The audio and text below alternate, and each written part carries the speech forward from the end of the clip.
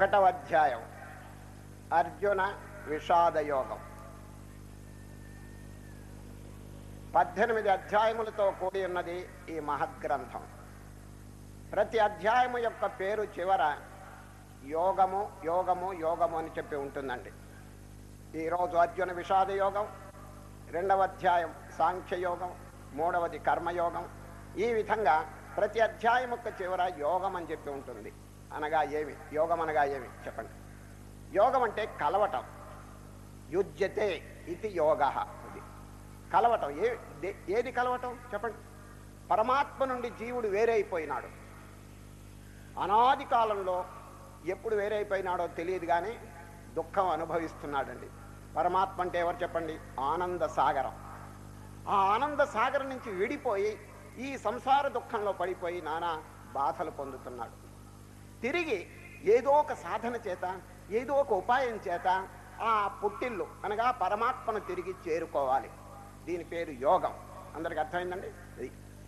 అనేక మార్గములు, 18 మార్గములు చెప్పినారు భగవద్గీతలో. ఒక్కొక్క అధ్యాయం పేరు యోగం. చూడండి, రేపు సాంఖ్యయోగం, ఎల్లుండి కర్మయోగం. ఈ విధంగా ఒక్కొక్క సాధన ద్వారా మీరు తిరిగి పరమాత్మలో చేరండి.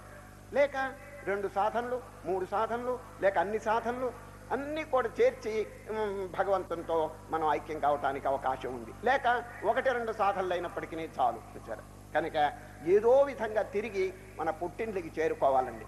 అది మన యొక్క లక్ష్యం. అది నది ఎక్కడ పుట్టింది చెప్పండి?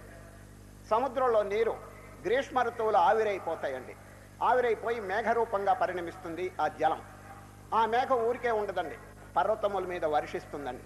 ఆ వర్షించిన నీరు నదీ రూపంగా వచ్చి ప్రవహించి ప్రవహించి తిరిగి సముద్రంలో చేరిపోతున్నదండి. చూచారు ఎంత చక్కని పాఠం బోధిస్తున్నది నది. ఇప్పుడు మీరు నది మహా వేగంగా ప్రవహిస్తున్నప్పుడు మీరు దగ్గరకు వెళ్ళండి. కృష్ణానది కానీ, గోదావరి కానీ, గంగానది కానీ వెళ్ళి, అమ్మ తల్లి గంగాదేవి, గోదావరి, కృష్ణ, జగజ్జననే మీకు టెంకాయ కొట్టి హారతి ఇవ్వాలి, కొంచెంసేపు ఆగవమ్మా అన్నింటి మన కోసం ఆగుతుందండి ఆ నది. చెప్పండి. నాకు ఒక లక్ష్యం ఉన్నది. ఆ లక్ష్యం నెరవేరే వరకు నేను ఆగను. ఏమిటి ఆ లక్ష్యం? నా పుట్టిల్లైనటువంటి సముద్రాన్ని చేరాలి అని మనకి చక్కని పాఠం బోధిస్తున్నదండి. ఏది? నది. సరే, మనం టెంకాయ కొట్టి హారతిస్తానంటే ఆగుతుందండి మన కోసం? లేదు. తన లక్ష్యం నెరవేరే వరకు, పుట్టిల్లు చేరే వరకు విశ్రాంతి తీసుకోదండి.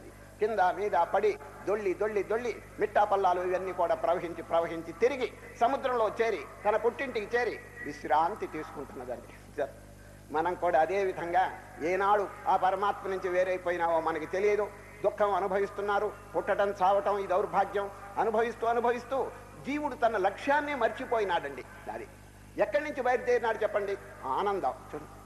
ఆనందో బ్రహ్మేతి వ్యజానాత్ ఆనందాధ్యేవ ఖల్విమాని భూతాని జాయంతే. ఈ జనులు, ఈ ప్రాణులంతా ఎక్కడి నుంచి పుట్టారు? ఉపనిషత్తులు చెప్తున్నాయి చూడండి. ఆనందాదేవ ఖల్విమాని భూతాని జాయంతే ఆనందేన జాతాని జీవంతి. ఆనందంలో పుట్టినాయి, ఆనందంలో పెరుగుతున్నాయి, తిరిగి ఆనందంలో చేరిపోతున్నాయి. కనుక ఆనందం మన యొక్క నిజస్వరూపం. మన నిజస్వరూపం, మన యథార్థ స్వరూపం ఆనందం అండి. అక్కడి నుంచి బయలుదేరినాం కనుకని మన స్వరూపానికి ఏదన్నా భంగం కలిగితే వెంటనే ప్రశ్న ఉదయిస్తుందండి. ఇద్దరు కలుసుకున్నారనుకోండి, ఏమండి ఈరోజు మీరు బాగా లేరేమిటి, సంతోషంగా లేరేమిటి అని అడుగుతాం. ఎందుకంటే సంతోషానికి భంగం కలిగితే ఈ ప్రశ్న తప్పకుండా వచ్చి తీరుతుందండి. ఏమండి మీరు ఈరోజు ఆనందంగా సంతోషంగా లేరేమిటి అని. ఎందుకు? సంతోషం అనేది మన యొక్క నిజస్వరూపం. అది దానికి కనుక భంగం కలిగితే వెంటనే ఒక ప్రశ్న అడుగుతాడు ఎదురుకుండా ఉన్నవాడు. ఏమండి ఇట్లా ఉన్నారేమిటి, ఈరోజు సంతోషంగా లేరేమిటి, ఆనందంగా లేరేమిటి. నిజంగా మన యొక్క స్వరూపం కనుక దుఃఖం అయితే ఎవరైనా ఇద్దరు కలుసుకున్నప్పుడు, ఏమండి ఈ మధ్య మీరు ఏడవటం లేదేమిటి అని అడుగుతారా చెప్పండి? ఇద్దరు కలుసుకున్నప్పుడు, ఏమండి మీరు ఏడిచి చాగోలేందే, ఒకసారి ఏడవండి అని అడుగుతారా? లేదండి. ఏడుపు అనేది మన స్వరూపం కాదండి. మన స్వరూపం ఏంటి? ఆనందం. ఆ ఆనందానికి ఏదన్నా లోటు కలిగితే వెంటనే ప్రశ్న వస్తుందండి, అది ఎందుకు దుఃఖంగా ఉన్నారు. చూచారు మన యొక్క యథార్థ స్వరూపం రాత్రి నిద్రలో మనం అనుభవిస్తున్నామండి. చూడండి, ఆ నిద్రలో చూడండి ఏవైనా దుఃఖం ఉన్నదా మనకి చెప్పండి? లేదు కదా. లవలేశం కూడా లేదండి. ఎందుకు? దేనివల్ల ఈ జగత్తంతా సృష్టింపబడిందో ఆ మనస్సు డిజాల్వ్ అయిపోతున్నదండి అక్కడ. ఈ జగత్తంతా imagination of the mind, creation of the mind. If the mind dissolves there is no world at all. ప్రపంచం అనేది కేవలం మనస్సు యొక్క సృష్టి అండి. అది మనస్సు ఏ విధంగా ఉంటుందో జగత్తు కూడా అదే విధంగా కనిపిస్తూ ఉంటుంది. మనస్సు లేకపోతే నో వరల్డ్ ఎట్ ఆల్. రాత్రి నిద్రలో మనం చూడండి ఎంత homogeneous spontaneous happiness without any break. తెంపు లేనటువంటి ఆనందం అక్కడ అనుభవిస్తున్నాం. ఎక్కడి నుంచి వచ్చింది అది? అదండి ప్రశ్న. మన యొక్క యథార్థ స్వరూపం ఆనందం అండి. అయితే రాత్రి నిద్రలో ఉండేది జడస్వరూపం కాబట్టి అది మోక్షం కాదండి. అది just for the sake of health, ఆరోగ్యం కోసం నిద్రే కానీ మోక్షం కోసం కాదండి. అది మోక్షం పొందాలంటే మనస్సు ఏ విధంగా సుషుప్తిలో లయమైపోయిందో మేలుకుని లయం చేయాలి. అందరికి అర్థమైందండి? దాని పేరే సమాధి స్థితి లేక తురీయ స్థితి అంటారండి. Super conscious. రాత్రి నిద్ర పేరు అన్కాన్షియస్. ఏమి దాంట్లో తెలివి లేదు, ఉట్టి సుషుప్తి. పశువులు కూడా నిద్రపోతున్నాయండి. మరి మోక్షం అది కాదు. కనుక మోక్షం అంటే మేలుకుని. శ్రీకృష్ణ పరమాత్మ రేపు 6వ అధ్యాయంలో చెప్తారు how to meditate, how to concentrate. అది నేర్చుకోవాలి. సమాధి, ధ్యానము, ఇవన్నీ తపస్సు, ఇవన్నీ నేర్చుకోవాలండి. చక్కగా ఆసనం వేసుకుని దృష్టిని భూమధ్యంలో కానీ, నాసికాగ్రంలో కానీ, సహస్రారంలో కానీ, హృదయ స్థానంలో కానీ మీకు అనుకూలమైనటువంటి చోట మనస్సును నెలకొల్పి మన యొక్క యథార్థ స్వరూపాన్ని గురించి చింతన చేయాలి. ఇక మనస్సుని పరిపరి విధముల బహిర్ముఖంగా పోనీయకుండా అరికట్టాలండి. ఇంతే. ధ్యానం అంటే ఇంకేం లేదండి. ఒకదాన్ని అరికట్టడం, తీసుకొచ్చి దాన్ని ఆత్మయందు స్థాపించటం. జగత్తులో ఉన్నటువంటి ప్రవృత్తులు, సంకల్పములు, వీటిని గురించి వీటి నుండి మనస్సును విరమింపజేయటం. Withdrawal of the senses from the outer world. దీని పేరే ప్రత్యాహారం అంటారండి మన శాస్త్రంలో. ప్రత్యాహారం. మనస్సును అక్కడి నుంచి తీసుకొచ్చి ఎక్కడ పెట్టవలను? ఆత్మ సంస్థం మనఃకృత్వా నకించిదపి చింతయేత్. 6వ అధ్యాయం. అర్జున, యథార్థమైనటువంటి ధ్యానం అంటే బాహ్యమైనటువంటి వృత్తుల మీద, ప్రాపంచిక విషయముల మీద మనస్సును పోనీయకుండా దాని నుంచి ఉపసంహరించి ఆత్మయందు స్థాపించాలి. ఇది మొదట్లో అందరికీ సాధ్యపడదనుకోండి. You have to make practice, tremendous practice. అభ్యాసం లేకపోతే ఇటువంటి స్థితి ఎవరికి కలగదండి. మోక్షం అనేది మన చేతిలో ఉందండి, అరచేతిలో ఉందండి. అది the destiny is in our hands. ఈ రోజు మనం ఏం పని చేస్తుంటామో అదే పని కనుక రేపు చేస్తే ఇట్ బికమ్స్ ఏ క్యారెక్టర్. నెమ్మదిగా పదే పదే పదే పదే అదే గనక వృత్తులు కనుక చేస్తుంటే చూడండి, ఇట్ బికమ్స్ ఏ టెండెన్సీ. అది ఒక వృత్తి, ఒక సంస్కారంగా మారిపోతుంది. ఆ టెండెన్సీ కనుక మరల చేస్తే ఇట్ బికమ్స్ ఏ హ్యాబిట్. అదే కనుక మరల చేస్తే ఇట్ బికమ్స్ ఏ క్యారెక్టర్. అదే కనుక మరల చేస్తే it becomes hour destiny. Destiny అంటే లక్ష్యం. కాబట్టి ఒక మహనీయుడు ఇంగ్లీష్లో చెప్పినాడు, చక్కగా చెప్తాను. సో ఎన్ యాక్షన్ నాటండి. మీరు ఈరోజు కనుక ఒక కార్యం కనుక నాటితే రీప్ ఏ టెండెన్సీ. అది టుమారో అది ఒక సంస్కారంగా మారిపోతుందండి. రోజు కనుక అదే పదే పదే చేస్తుంటే చూడండి, మంచి కానీ చెడు కానీ, ఒక చెడు కానీ అలవాటు అయిపోతుందండి. So an action reap a tendency. So a tendency reap a habit. So a habit reap a character. So a character reap a destiny. So destiny is in our or undo it. మన చేతిలో ఉందండి అది, మన లక్ష్యం అనేది. ఇటు పోతే నరకం, ఇటు పోతే స్వర్గం, ఇటు పోతే మోక్షం. We have to choose for hour cells. అది ఈ జీవితం ఎందుకు కొరకు వచ్చిందంటే మన లక్ష్యమును మనం ఇక్కడే జాగ్రత్తగా పరిశీలించి నిర్ణయించాలండి. సరే, పశువులకి ఏం లక్ష్యం అండి? తింటాయి, తాగుతాయి, సంతానం కంటాయి, నిద్రపోతాయి, చేస్తాయి. మానవుడు కూడా అట్లా ఉంటే ఎట్లా చెప్పండి? భగవద్గీతలో శ్రీకృష్ణ పరమాత్మ చక్కని ఒక బోధ చేసినారు అర్జునుడికి. అనిత్యం అసుఖం లోకం ఇమం ప్రాప్య భజస్వమాం. ప్రపంచంలో వచ్చి పడ్డావు. ఎటువంటి ప్రపంచం? ఈ ప్రపంచం ఎవరైనా దారిపోయే వాళ్ళని అడగండి, ప్లీజ్ డిఫైన్ ది వరల్డ్ అంటే, oh life is wonderful, life is happiness, life is sunshine అంటాడు. కానీ శ్రీకృష్ణ పరమాత్మ ఏమంటున్నారు? అనిత్యం అసుఖం. అనిత్యం, this is temporary, this is not permanent, శాశ్వతం కాదు. రెండవది అసుఖం. దీంట్లో సుఖం అనేది చాలా తక్కువగా ఉంది. ఈ ప్రపంచంలో సుఖం ఎక్కువగా ఉందని అజ్ఞానులు అనుకుంటారే కానీ కృష్ణ పరమాత్మ అనిత్యం అసుఖం. అది సుఖం అనేది కొద్ది, మోకాల్లోతు సుఖం, మొలలోతు దుఃఖం అండి. అది చెప్పాలంటే మొలలోతు దుఃఖం, మోకాల్లోతు సుఖం అండి. అది ఇది పెద్ద గొప్ప అండి. సుఖం అనేది మనం ఎక్కువగా అనుభవించాలి. కనుకనే అర్జున, ఎట్లా వచ్చి పడ్డావు ఈ లోకంలో? ఎటువంటి లోకం ఇది? అనిత్యం అసుఖం లోకం ఇమం ప్రాప్య. మరి ఏం చేయవలను? మన కర్తవ్యం ఏమిటి? భజస్వమాం. నన్ను భజించు. నన్ను అంటే ఏమిటి? కృష్ణుడు కేవలం స్వరూపమా? కాదండి. సత్ చిత్ ఆనందం, ఎగ్జిస్టెన్స్, నాలెడ్జ్ అండ్ బ్లిస్. అది బ్రహ్మాండమంతా వ్యాపించినటువంటి సచ్చిదానందమును అర్చించు. ఆ స్వరూపమే నీవు, ఆ స్వరూపమే భగవంతుడు. దాన్ని పొందటానికి మానవుడు ప్రయత్నం చేయాలి. చక్కని అష్టాక్షరి మహామంత్రం, అనిత్యమ సుఖం లోకం ఇమం ప్రాప్య భజస్వమాం. చక్కగా ఈ వాక్యం జాగ్రత్తగా జ్ఞాపకం పెట్టుకోవాలన్నది. అనిత్యమైనటువంటి అసుఖమైనటువంటి ప్రపంచంలో మానవుడు వచ్చి చేరి ఏమి చేయవలనేటువంటి కర్తవ్యం శ్రీకృష్ణ పరమాత్మ చక్కగా ప్రతిపాదించినారని. భజస్వమాం, ఆ శాశ్వతమైనటువంటి వస్తువును మనం ధ్యానం చేయాలి. కనుక శ్రీకృష్ణ పరమాత్మ అనేకమైనటువంటి యోగములను గురించి, మార్గములను గురించి ఈ భగవద్గీతలో వర్ణిస్తున్నారు. ఈ రేపటి నుంచి ఇంకొకటి సాధనలు బయలుదేరుతాయి. రేపు సాంఖ్యయోగం, ఈ విధంగా కర్మయోగం ఇట్లా వస్తుంటాయండి. ఈరోజు అర్జున విషాదం యోగం కలవటం. అనేక జన్మల నుంచి వేరైపోయినాడండి. అయితే మీలో ఒకరు ఒక ప్రశ్న వేయవచ్చు, ఏమండి భగవంతుడి నుంచి వేరైపోయినారని చెప్పి మీరు చెప్పారు కదా, ఎప్పుడు వేరైనాడు, ఎప్పుడు అని మీరు అడిగితే నో ఆన్సర్. మన శాస్త్రంలో దానికి ఆన్సర్ లేదండి. ఏమండి ఎప్పుడు ఏంటి? చెట్టు ఎక్కడి నుంచి పుట్టింది చెప్పండి, చెప్పండి. విత్తనంలో నుంచి పుట్టింది. విత్తనం ఎక్కడి నుంచి పుట్టింది చెప్పండి, చెట్టులో నుంచి. చెట్టు ఎక్కడి నుంచి పుట్టింది? ఈ గోల అనవస్థా దోషం, waste of time and waste of energy. మీరు ఈ దుఃఖం అనేది ఎప్పుడు బయలుదేరింది? సరే, పూర్వజన్మ కర్మ వల్ల ఈ దుఃఖం వచ్చింది. పూర్వజన్మ కర్మ ఎట్లా వచ్చింది? దాని కిందటి జన్మ, దాని కిందటి. ఈ విధంగా ఏ వీధిలో తొక్కాను, ఏ బజార్లో తొక్కాను, ఈ ప్రశ్నలు వస్తాయా చెప్పండి. ఈ మలం ఎవడ విసర్జించాడు, వాడు రాత్రి ఏం తిన్నాడు, what is the density of it, ఇదే మనకు కావాల్సింది. ముక్కు పగిలి చస్తుంటే డెన్సిటీ ఏమిటండి? ముందు చెంబుతో నీళ్ళు తీసుకుని కడుక్కోవాలి, అది మనం చేయవలసిన పని. అదేవిధంగా దుఃఖం ప్రత్యక్షంగా కనిపిస్తున్నప్పుడు హౌ టు రిమూవ్ ఇట్, అది దాన్ని తొలగించుకుని దుఃఖరహితమైనటువంటి ఆనంద స్వరూపాన్ని మనం పొందటం మన యొక్క కర్తవ్యమే. కానీ ఈ దుఃఖం ఎప్పుడు వచ్చింది, ఏ జన్మలో వచ్చింది, దీనికి కారణం ఏమిటి అనవసరం. కనుకనే శ్రీకృష్ణ పరమాత్మ ఇది పోగొట్టడానికి ఉపాయం చెప్పినారు, భజస్వమాం. అది శాశ్వతమైనటువంటి వస్తువును ధ్యానం చేయండి.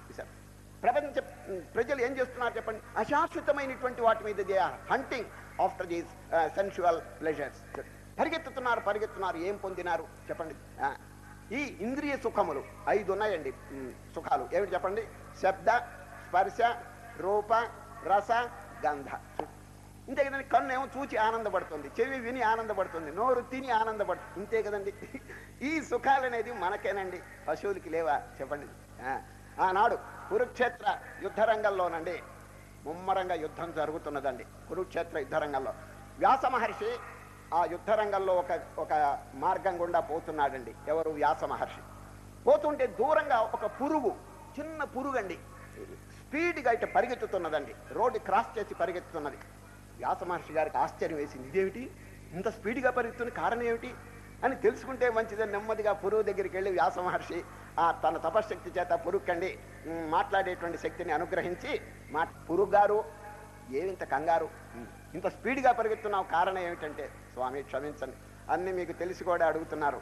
ఈ భూమి అదిరిపోతున్నది, నేను కనుక నెమ్మదిగా వెళితే అది రథం వస్తున్నది, ఈ మార్గం గుండా ఒక రథం వస్తున్నది, నేను కనుక నెమ్మదిగా వెళ్తే రథము యొక్క చక్రముల కింద నలిగి చస్తాను నేను, కనుకనే నా ప్రాణం కాపాడుకోవటానికి తొందరగా పరిగెత్తుతున్నాను అని పురుగు చెప్పిందండి. చెబితే, మా పురుగు గారు మీరు చిన్న జంతువు కదా, కానీ కదా మీకు కూడా ప్రాణం మీద అంత తీపా అన్నాడండి.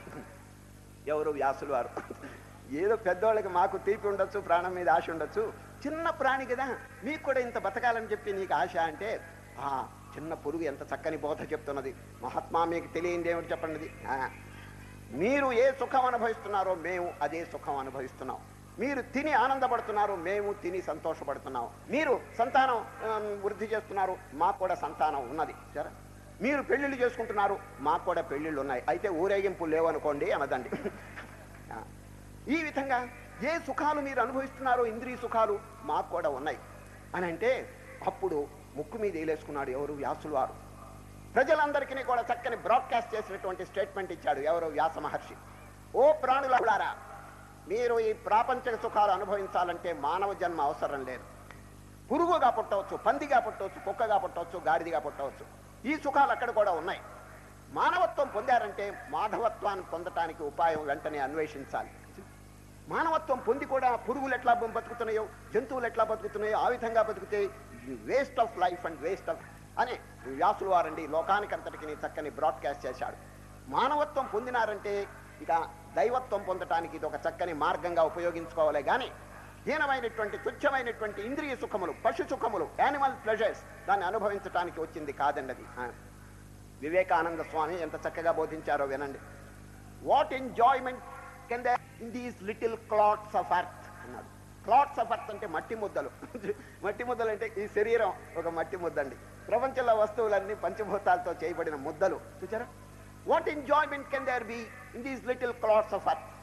It is the crystallized essence of infinite enjoyment that we have to see, and that is in God.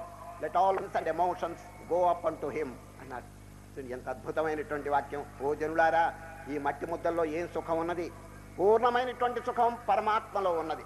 దాన్ని కొంచెం అనుభవించడానికి ప్రయత్నం చేయండి, సాధించండి, చక్కని ఆనందం పొందండి అని వివేకానంద గంభీరమైనటువంటి వాక్యం చెప్పినారండి. కనుక యోగం ఏదో విధంగా పరమ చేరటానికి ఒక మార్గమును మనం అన్వేషించి దాన్ని ఆచరణలో పెట్టాలి. శ్రీకృష్ణ పరమాత్మ 18 యోగములు చెప్తున్నారు. ప్రతి దాని చివర యోగం యోగం అని చెప్పి ఉన్నది. ఈరోజు అర్జున విషాద యోగం. అందరికి అర్థమైందండి? మన పుట్టిల్లు నది ఏ విధంగా పుట్టిల్లు చేరుకుంటున్నదో మనం కూడా ఎంత శీఘ్రంగా మన పుట్టిల్లు అయినటువంటి సాగరంలో విలీనమైపోతాము అంత మంచిదండి. లేకపోతే వచ్చిన నష్టం ఏమిటని మీరు అడిగితే ఇదే నష్టం. ఏది? పునరపి జననం పునరపి మరణం పునరపి జననీ జఠరే శయనం. గరుడ పురాణంలో ఒక రహస్యం ఉందండి. తల్లి కడుపులో బిడ్డ 7వ మాసం వచ్చినప్పుడు అండి భగవంతుడు వారికి దివ్య దృష్టి అంత మంచిది. పోతుంటే సముద్రంలో నుంచి ఒక చేప బయటపడిందండి. ఇసుకలో పడి గిలగిలగిలగ తన్నుకుంటుందండి. వాడెవరో తెలిసిన కరుణామయుడు. చూడండి, అందరి మీద ప్రేమ దయ ఉన్నదండి. వాడు పోతున్నాడు ఒడ్డున, అయ్యోయో చేప బయటపడి గిలగిల తన్నుకుంటుంది అని ఏం చేశాడు తెలుస్తుంది? ప్రేమ కదా, దయ కదా, ఆ ప్రాణిని కాపాడాలని చేపనండి గుడ్డలో మూట కట్టుకుని ఇంటికి తీసుకుపోయినాడండి వాడు కాపాడటానికి. చేసి పడక మీద బండబెట్టాడు, విసురుతున్నాడండి. చేపగారు ఎంత బాధ అనుభవిస్తున్నావు, సముద్రంలో నుంచి బయట అని పడక మీద పెట్టి విసురుతున్నాడు. దీనికి ఆకలిగా ఉందేమో అని నోరు తెరిచి 2 కాఫీ నీళ్లు పోశాడండి. దాంట్లో ధమ్మని చచ్చిందండి అది. ఏమండి, సముద్రంలో నుంచి బయటపడ్డ చేపకి హంసతూలికా తల్పం కావాలనా? దానికి విసరటం కావాలనా? లేదు. పారేయండి చాలు. చూచారా? మనం చేయవలసింది ఈ ఉపచారం కాదండి. ఎక్కడ పుట్టిందో దాంట్లో పారేయండి. ఆహా, ఎంత ఆనందం పడుతుందో చూడండి. అది ఇంతేనండి అది. చూసారా? కనుక మనం ఎక్కడి నుంచి బయలుదేరామో కొంచెం ఆలోచించి ఆ ఆనంద స్వరూపమైనటువంటి పరమాత్మ యందు తిరిగి మనం లీనం కావటానికి, ఆరం పొందటానికి ప్రయత్నం చేయాలి. దాని పేరే యోగం. ఈరోజు అర్జున విషాదం అనేటువంటి మార్గం. యోగం అంటే రేపు కర్మ, రేపు సాంఖ్యం. సాంఖ్యము ద్వారా దేవుణ్ణి పొందండి. కర్మయోగం నిష్కామ కర్మ ద్వారా భగవంతుణ్ణి పొందండి. యోగం భక్తి ద్వారా భగవంతుణ్ణి పొందండి. మరి ఈ అధ్యాయం చూడండి, అర్జున విషాదం యోగం. విషాదం అంటే దుఃఖం. దుఃఖం ద్వారా దేవుణ్ణి పొందటం ఏమిటండి అని మీరు అడగచ్చు. ఈ దుఃఖం మామూలు దుఃఖం కాదండి, అర్జున విషాదం. మామూలు విషాదాలు అందరూ ఏడుస్తున్నారు చాలా మంది. అయ్యా ఏడుపు లేని ఇల్లు ఉందండి, మీరు ఎక్కడికైనా వెళ్ళండి, ఏడుపు ప్రత్యక్షం అవుతుందండి. ఆ ఏడుపులు వేరండి. ప్రాపంచిక వస్తువులు లేవే అని చెప్పి ఏడుస్తుంటారు, వాటి కొరకు దుఃఖిస్తుంటారు. ఇది అర్జునుడు అట్లా కాదండి. ప్రాపంచిక విషయములన్నింటినీ తృణీకరించాడండి. శ్లోకం వస్తుంది, ఇప్పుడే చెప్తాను. నకాంక్షే విజయం కృష్ణ నచ రాజ్యం సుఖాని చ కిం నో రాజ్యేన గోవింద కిం భోగైర్జీవితేన వా. కృష్ణ, ఈ రాజ్యం నాకొద్దు, ఈ భోగాలు నాకొద్దు, ఈ ప్రేమలు నాకొద్దు, నాకు విజయం వద్దు. I don't care for anything. ధర్మ సమ్మూఢ చేత. కృష్ణ, ఏది ధర్మమో ఏది అధర్మమో, ఏది కర్తవ్యమో ఏది అకర్తవ్యమో నాకు బోధపట్టలేదు. కృష్ణ, నాకు సెలవివ్వండి అని ప్రార్థన చేస్తాడు. చూచారు? కనుక అర్జునుడు దుఃఖిస్తున్నాడంటే చెప్పండి, ధర్మ సమ్మూఢ చేత. ధర్మ విషయం వారికి సరిగా బోధపడలేదు. కృష్ణ, ఏది ధర్మమో కొంచెం చెప్పండి అని. ధర్మ సమ్మూఢ చేత. కాబట్టి అర్జున విషాదం అనే దాంట్లో ఒక ప్రత్యేకత ఉన్నదండి. అందరూ ఏడుస్తుంటారు, ఇది డబ్బు లేదని ఏడుపు, అధికారం రాలేదని ఏడుపు. ఒక్కొక్క వస్తువు కోసం చాలా మంది ప్రపంచంలో ఆ ఏడుపు కాదండి, ఆ ఏడుపు యోగం కాదు. ఏమిటి చెప్పండి? రోగం. ఆ ఏడుపు రోగం అండి. ఇప్పుడు అర్జునుడి ఏడుపు యోగం అయిపోయింది. అర్జునుడి దాంట్లో ఒక ప్రత్యేకత ఏమిటంటే స్పెషాలిటీ, దైవ ధర్మం కొరకు దుఃఖిస్తున్నాడు. మీరాబాయి దుఃఖించిందండి. కృష్ణ మహానుభావ, మీ దర్శనం ఎప్పుడు అవుతుందని చెప్పి మీరాబాయి కంటి వెంట ధారధారగా ఏడిచిందండి. సార్, ఆ ఏడుపు దేనికోసం చెప్పండి? ప్రపంచ వస్తువుల కోసమా? ఆనాడు రామకృష్ణ పరమహంస గారు ఎదురుగుండా కూర్చుని కంటి వెంట ధారధారగా దుఃఖించిన దృశ్యాలు మనం చదువుకుంటున్నాం కదండి. అది అమ్మా జగజ్జనని తల్లి, నీ యొక్క సాక్షాత్కారం ఎప్పుడు అవుతుందమ్మా అని చెప్పి ఆయన పరితపించాడు. ఈ పరితాపానికి ప్రాపంచిక జనులు చేసే పరితాపానికి ఎంత భేదం ఉన్నా చెప్పండి. అదంతా వరల్డీ ప్లెజర్స్, నశించిపోయేటువంటి సెన్షువల్ వాళ్ళు దుఃఖిస్తున్నారు. వీరు శాశ్వతమైనటువంటి వస్తువు కోసం, భగవంతుని కోసం, ధర్మం కోసం, దైవం కోసం వారు పరితపిస్తున్నారు. ఆనాడు ఇప్పుడు అర్జునుడు విలపించేటప్పటికీ మన అదృష్టం పండిందండి. ఎందుకు తెలిసిన, శ్రీకృష్ణ పరమాత్మ చక్కని గీత, భగవద్గీత మనకి అనుగ్రహించినాడు. చూడండి, అర్జునుని నిమిత్తంగా పెట్టుకుని అర్జున విషాదం ఉత్తరమైనటువంటి ఫలితం కలుగు చేసిందంటే కృష్ణ పరమాత్మ మనకు భగవద్గీత అర్జున నిమిత్తంగా చేసుకుని మనందరికీ అనుగ్రహించినాడు. ఆనాడు శుక మహర్షి గారు విలపించారండి, మన పంట పండింది. ఎందుకు? శుకులు వారు పరీక్షన్ మహారాజు విలపించినాడు, శుక మహర్షి గారు చక్కని భాగవతం బోధించినారు. విలపించకపోతే మనకి భాగవతం వచ్చేదేనా? ఆనాడు అర్జునుడు విలపించకపోతే మనకు భగవద్గీత వచ్చేదేనా చెప్పండి. కనుక అర్జున విషాదం అనేటువంటిది ఒక స్పెషల్ కేసు అండి. అందరి విషాదం మోస్తారు కాదు, దైవం కోసం, ధర్మం కోసం, నీతి కోసం వారు పరితపించినారండి. అదేవిధంగా శ్రీరామచంద్రుడు అండి 16 విలపిస్తాడండి. ఎవరి దగ్గర? వశిష్ఠ మహర్షి దగ్గర. చూడండి, తీర్థయాత్రలన్నీ చేసుకుని 16 ఏళ్ల వయసులో నుండి రామచంద్రుడు తీర్థయాత్రలన్నీ చేసుకుని ఇంటికి వస్తాడండి. ఇంటికి వచ్చిన మనస్సు మారిపోయిందండి. ఎవరు? రామచంద్రుడు. హెయిర్ అపియరెంట్ టు ది థ్రోన్, రాజాధిరాజు యొక్క పెద్ద కుమారుడు, యువరాజుగా ఉండవలసినటువంటి వారు. కానీ అన్నీ 16 సంవత్సరముల వయసులో తిరిగి వచ్చి ఇంటి మనస్సు మారిపోయి చూడండి, విశ్వామిత్రునితోనూ వశిష్ఠునితోనూ చెప్తుంటారు, మహాత్మా కిమ్మే రాజ్యేన కిం భోగై కోహం కిమిదమాగతం. ఓ గురుదేవులారా, నాకు రాజ్యం ఉంటుంది. ఈనాడు ఈ అర్జున విషాదుడు ఏ విధంగా చెప్పినారో ఆనాడు రామచంద్రుడు కూడా అదే విధంగా చెప్పినాడు. ఎవరికి? వశిష్ఠులు, విశ్వామిత్రులు, ఇద్దరు మహనీయులు గురుదేవులు ఎదురుగుండా చెప్పినారు. ఇది 16 ఏళ్ల వయసులో యోగ వాసిష్టం. కిమ్మే రాజ్యేన కిం భోగై, నాకు రాజ్యం వద్దు, ఈ భోగాలు వద్దు. I don't care for all these things, these are world things. నాకు కావాల్సింది ఏమిటి? కోహం కిమిదమాగ, who am I, what is my real nature? ఈ ప్రపంచం ఎక్కడి నుంచి వచ్చింది? నా స్వరూపం ఏమిటి? దయచేసి చెప్పండి. ఎంత చక్కగా అప్పటి నుంచి అండి వశిష్ఠ మహర్షి గారు యోగ వాసిష్టం బోధిస్తారండి. శ్రీరామచంద్రుడు విలపిస్తాడండి, ఎందుకు వచ్చిన కర్మ ఇదంతా? ఈ రాజ్యాలు, ఈ సుఖాలు, ఈ బౌద్ధ మహానుభావ, నేను నా స్వరూపం ఏమిటో, యథార్థ స్వరూపం ఏమిటో చెప్పండి అని చెప్పి వశిష్ఠులు వారిని ప్రార్థన చేస్తాడు, విశ్వామిత్రులు వారిని ప్రార్థన చేస్తాడు. చూచారా? కనుక ఆ రామచంద్రుని యొక్క ప్రార్థన వల్ల, విలపించడం వల్ల మనకేమొచ్చింది? యోగ వాసిష్టం. 32,000 శ్లోకములతో కూడినటువంటి అద్భుతమైనటువంటి గ్రంథరాజ్యం వచ్చిందండి, వెలువడిందండి. చూచారా? కనుక ఒక్కొక్కరు మహనీయులు విలపిస్తుంటే మధ్యలో మన పంట పండుతున్నదండి. అర్జునుడు విలపిస్తే భగవద్గీత వచ్చింది, పరీక్షన్ మహారాజు విలపిస్తే రామచంద్రుడు విలపిస్తే యోగ వాసిష్టం వచ్చింది. కనుక ఈ విలాపం అనేటువంటిది సామాన్యం కాదండి. అది దైవం కోసం, ధర్మం కోసం ఎవరైనప్పటికీ విలపిస్తే తప్పక ఫలితములు కలిగి తీరుతాయండి. అద్భుతమైనటువంటి ఫలితములు కలుగు తీరుతాయి. ఇది ఏనాడు పరితపించకపోతే ఎట్లా లభిస్తుంది చెప్పండి. అది దీని పేరే మన శాస్త్రంలో ముముక్షుత్వం అంటారండి. ఇది ఈ 4 సాధనలోనండి ముఖ్యమైందండి. ఈరోజు మొదటి రోజు కాబట్టి అసలు ఎందుకు శ్రీకృష్ణ పరమాత్మ భగవద్గీతకి అర్జునుడికి భగవద్గీత బోధిస్తున్నారనేటువంటి విషయం ఇప్పుడు చెప్పవలసి ఉన్నది. కాబట్టి ముఖ్యంగా అర్జునుడు ఎంత వైరాగ్యమును అవలంబించినారో దాన్ని చక్కగా దీంట్లో ప్రకటించి, ఈ వైరాగ్యం అనేది రేపటి నుంచి వచ్చేటువంటి అద్భుతమైన ఆత్మబోధకండి పునాది. రేపటి నుంచి శ్రీకృష్ణ పరమాత్మ ఈ రోజు ఏం చెప్పరండి, ఎక్కువగా చెప్పరు. ఏదో ఒక వాక్యం మాత్రం, అర్జున నా రథాన్ని ఇదో 2 సేనల మధ్య పెట్టాను, ఉవాచ పార్థ పశ్చేతాన్ సమవేతాన్ కురోనితి. ఇదండి ఉవాచ, ఒక్క వాక్యం చెప్పారు. అర్జున ఇవో రథం తెచ్చి ఈ 2 సేనల మధ్య పెట్టాను, అంతే. ఈరోజు అదొక్క మాటేనండి కృష్ణుడు చెప్పేది.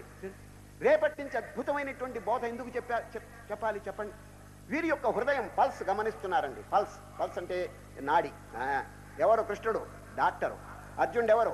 పేషెంట్. భవరోగం, ఈ భవరోగం కలిగినటువంటి వీరిని చక్కగా టెస్ట్ చేస్తున్నారండి, నాడి చూస్తున్నారు, పల్స్.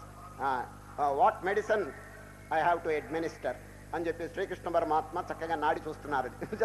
నాడి చూసి వారి దగ్గర ఎన్నో మందులు ఉంటాయండి, అన్నిట్లో పొటెన్షియల్ మెడిసిన్ రేపటి దినం అడ్మినిస్టర్ చేస్తారండి. అది మందులు ఉన్నాయండి, ఏదో కర్మయోగం, భక్తి యోగం, రాజయోగం ఇవన్నీ ఉన్నాయి, కానీ అవన్నీ రేపు చెప్పరు. రేపు అద్భుతమైనటువంటి జ్ఞానయోగం.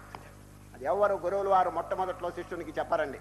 కానీ అర్జునుడు దాన్ని పిక్యూలియర్ కేస్, పిక్యూలియర్ కాదు, స్పెషల్ కేస్ అండి అది. ఎందుకంటే హీరో ఆఫ్ ది బ్యాటిల్, యుద్ధంలో పాండవుల తట్టు యోధాగ్రేసరుడు కదండి అర్జునుడు. అటువంటి వారు గాంధీవం కూడా కింద పారేసి, పాశుపతం కూడా కింద పారేసి ఏడుస్తుంటే ఏమండి అన్యమైన విషయమా? ఈ సీరియస్ కేస్. అందువల్ల శ్రీకృష్ణ పరమాత్మ వెంటనే వీరిని కర్మరంగంలోకి దించాలి, యుద్ధంలోకి వీరిని ప్రవేశపెట్టాలనేటువంటి ఉద్దేశంతో, నిష్కామభావంతో ఈ కార్యక్రమాలు చేయాలనేటువంటి ఉద్దేశం వారికి నేర్పాలని ఏమండి చక్కగా రేపటి దినం జ్ఞానం యోగం ఉపదేశం చేస్తారు. ఇది హయ్యెస్ట్ ఫిలాసఫీ అండి. ఈ జ్ఞానం కనుక తెలుసుకోకపోతే ఈ జగత్తు సత్యం ఇదేమన్నా ఉద్ధరిస్తుందనే భావన ఉన్నంత వరకు మానవుడు కడతేరలేడండి. రేపటిదని చెప్తారు, నాయన నేను కానీ వీళ్ళని అందరూ శాశ్వతమైనటువంటి ఆత్మస్వరూపం రేపు వస్తుందండి. అద్భుతమైనటువంటి ఇవాళంతా ఇంట్రొడక్షనేనండి. అర్జునుడి యొక్క విలాపం ఇదంతా మనం వింటామే కానీ అసలు బోధ రేపటి నుంచి వస్తుందండి. అందులో ఉన్నటువంటి బోధలన్నింటిలో కూడా మహా పొటెన్షియల్ ఆ బోధ రేపటి దినం చెప్పబోతారు.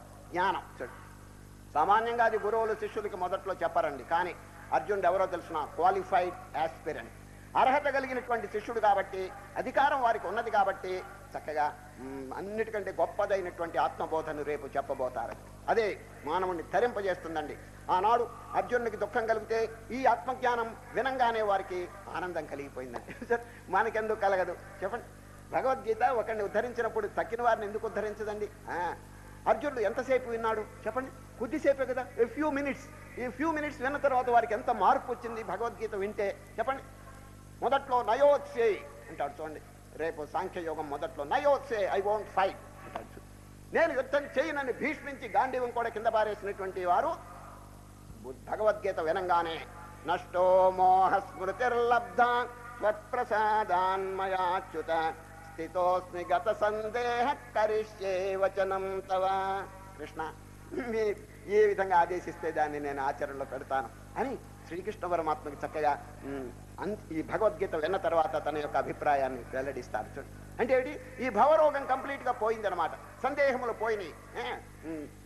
మొదట్లోనే కాదు, చివరికే కాదండి, ఇది మధ్యలోనే ఒక వాక్యం చెప్తారు. అది సామాన్యంగా ఎవరు బయట పెట్టలేదండి. భగవద్గీతలో చివరికి అర్జును యొక్క సంశయాలు పోయినాయి అని చెప్పి చాలా మంది అనుకుంటారు, మంచిదే. కానీ 11వ అధ్యాయం మొదట్లోనే అర్జునుడు గారు తన అభిప్రాయాన్ని వెల్లడిస్తారండి. అది చాలా ముఖ్యంగా మనం గమనించవలసింది. ఆ శ్లోకం వినండి. ఏకాదశి 11వ అధ్యాయం విశ్వరూప సందర్శన యోగంలో మొదటి శ్లోకం.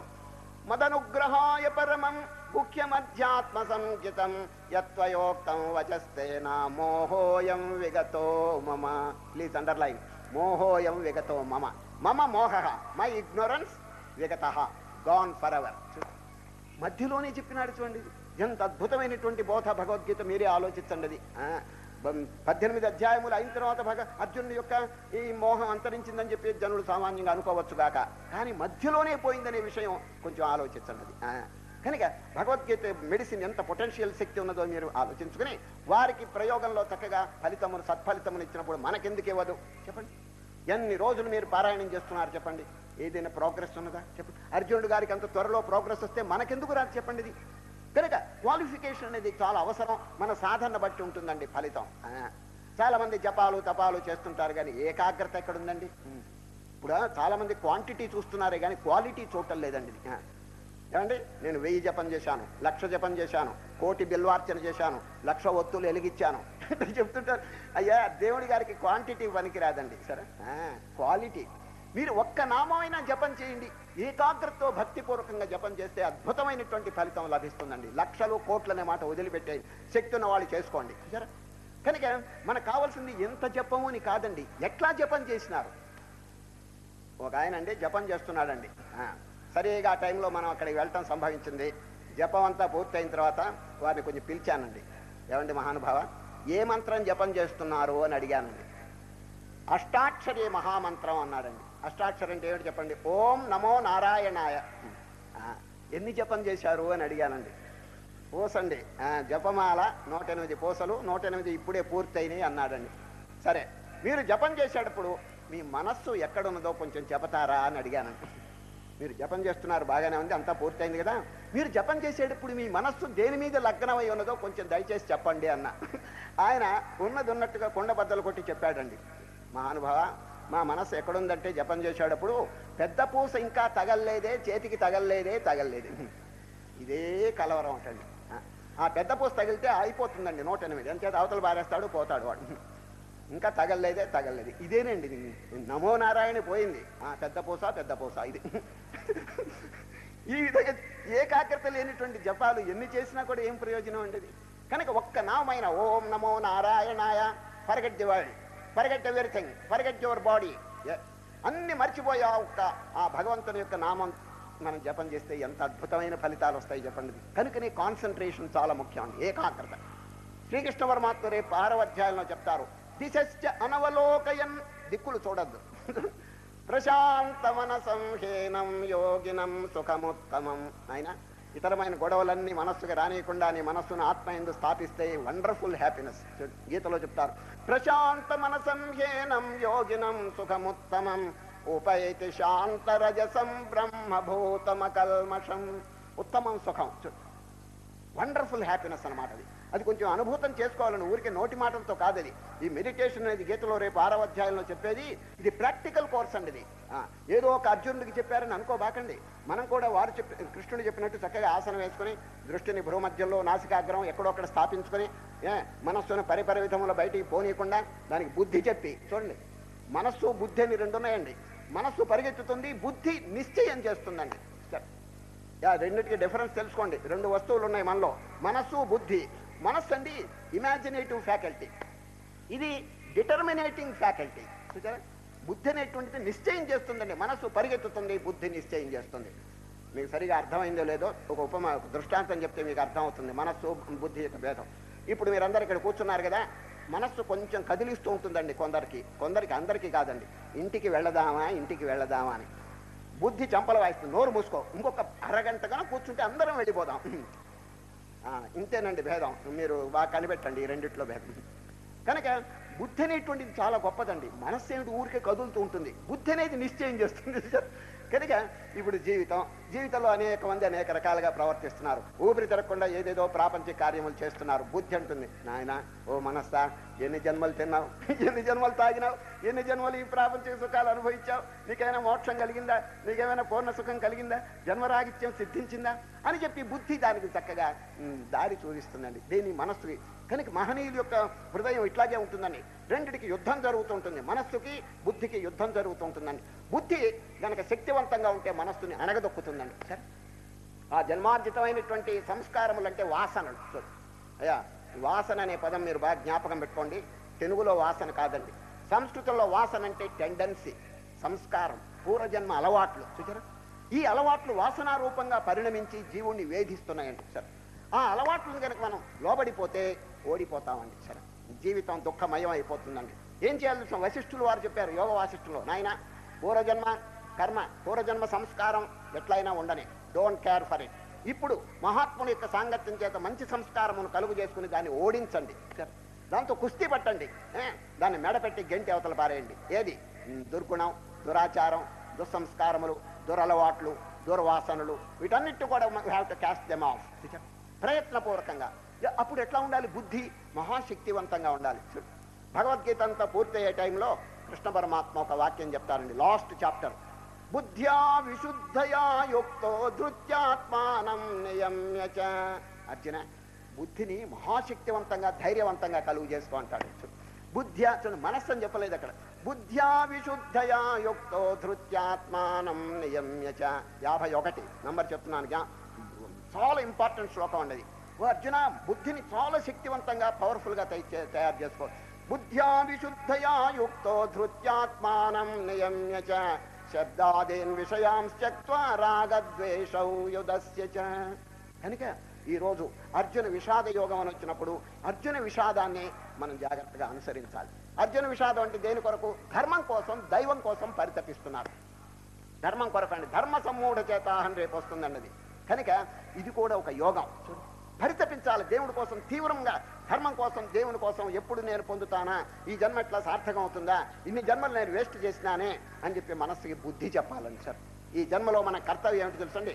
బుద్ధి రూపం, బుద్ధి యొక్క శక్తిని ఇనుమడింపు చేసుకుని మనస్సుకి హితబోధ చేయాలి. చూచారు, అప్పుడు ఈ మనస్సు మనకి మంచి దారికి వస్తుందండి. మన మాటలు కనుక చక్కగా వింటే, అది ఆచరిస్తే అవర్ వర్క్ ఈస్ ఫినిష్ అంతే. మనస్సు కనుక లోపరుచుకుంటే ఇంకా చేయవలసింది ఏమిటండి? బుద్ధి మనస్సు రెండు కంట్రోల్లో ఉంటే ఇంక చేయవలసింది ఏమిటి చెప్పండి? మానస బోధ అని చెప్పి 108 తత్వాలు ఉన్నాయండి. ఒక మహనీయుడు మనస్సును కూర్చోబెట్టి చక్కగా బోధిస్తాడని చూడండి. ఒక వాక్యం చెప్తాను వినండి. సంసారమందలి అల్ప సుఖముల జూచి మురిసిపోవగనేల మనస, ఆనందముగదోచు విషయ భోగములన్నీ మూనాళ్ళ ముచ్చటే మనస. సంసార కోపమున దిక్కుతోచకయుండి విలపించుటేలకో మనస, గురుపాదముల బట్టి తత్వంబు తెలిసికొని తప్పించుకోవోయి మనస. ఎన్ని జన్మల నుండి బంధంబు వదలక దుఃఖించుచున్నావు మనస, నరజన్మమందున జ్ఞానంబు ఆర్జించి తాపంబు బాపుకో మనస.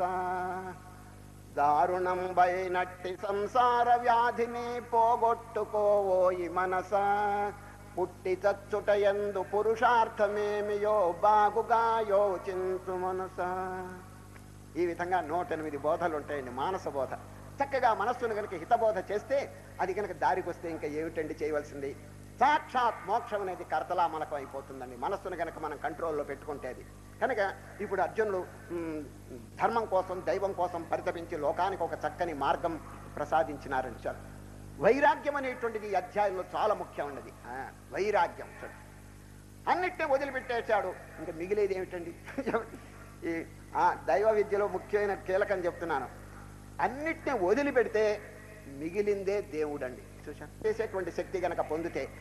కనుక క్షేత్రజ్ఞ విభాగం 13వ అధ్యాయం దగ్గర నుంచి మీరు చూడండి శీర్షికలు ఎట్లా ఉంటాయో. బోధ అంటే నిజంగా వండర్ఫుల్ బోధ అండి. శ్రీకృష్ణ పరమాత్మ అర్జునుడిని నిమిత్తంగా పెట్టుకుని మనందరికీ బోధించినాడు అది.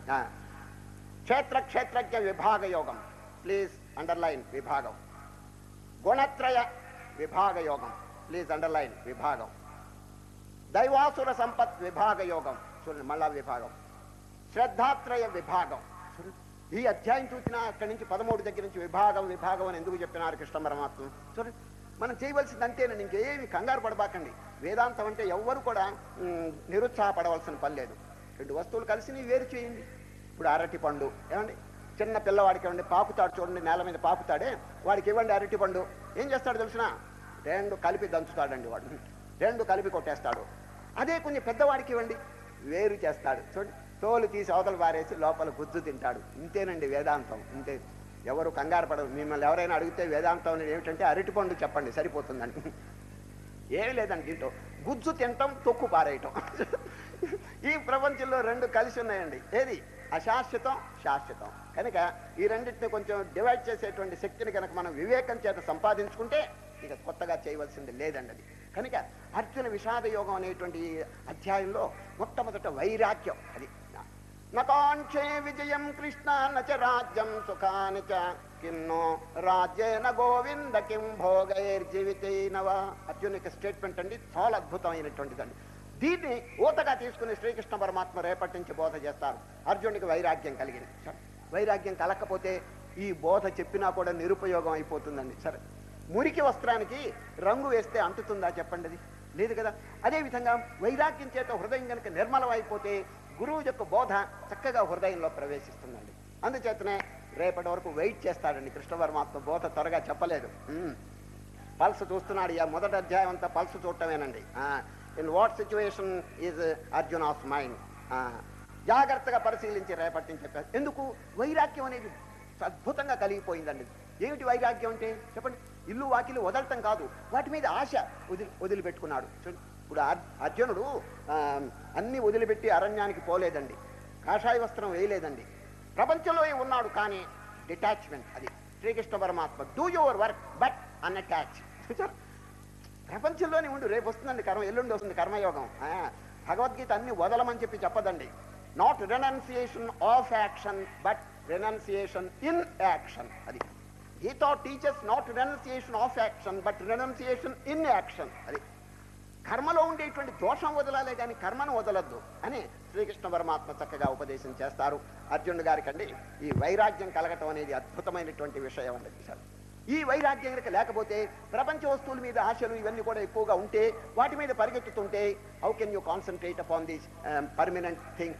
మన హృదయంలో శాశ్వతమైన వస్తువు ఉన్నది కదా, ఎట్లా మనస్సు నిలుస్తుంది? ఇటు పరిగెత్తును, అటు పరిగెత్తును, అది చూడాలి, ఇది చూడాలి, ఇది తినాలి, తాగాలి, గంతులేయాలి అని చెప్పి మనస్సు ఇట్లా పోతుంటే ఏకాగ్రత ఎక్కడ?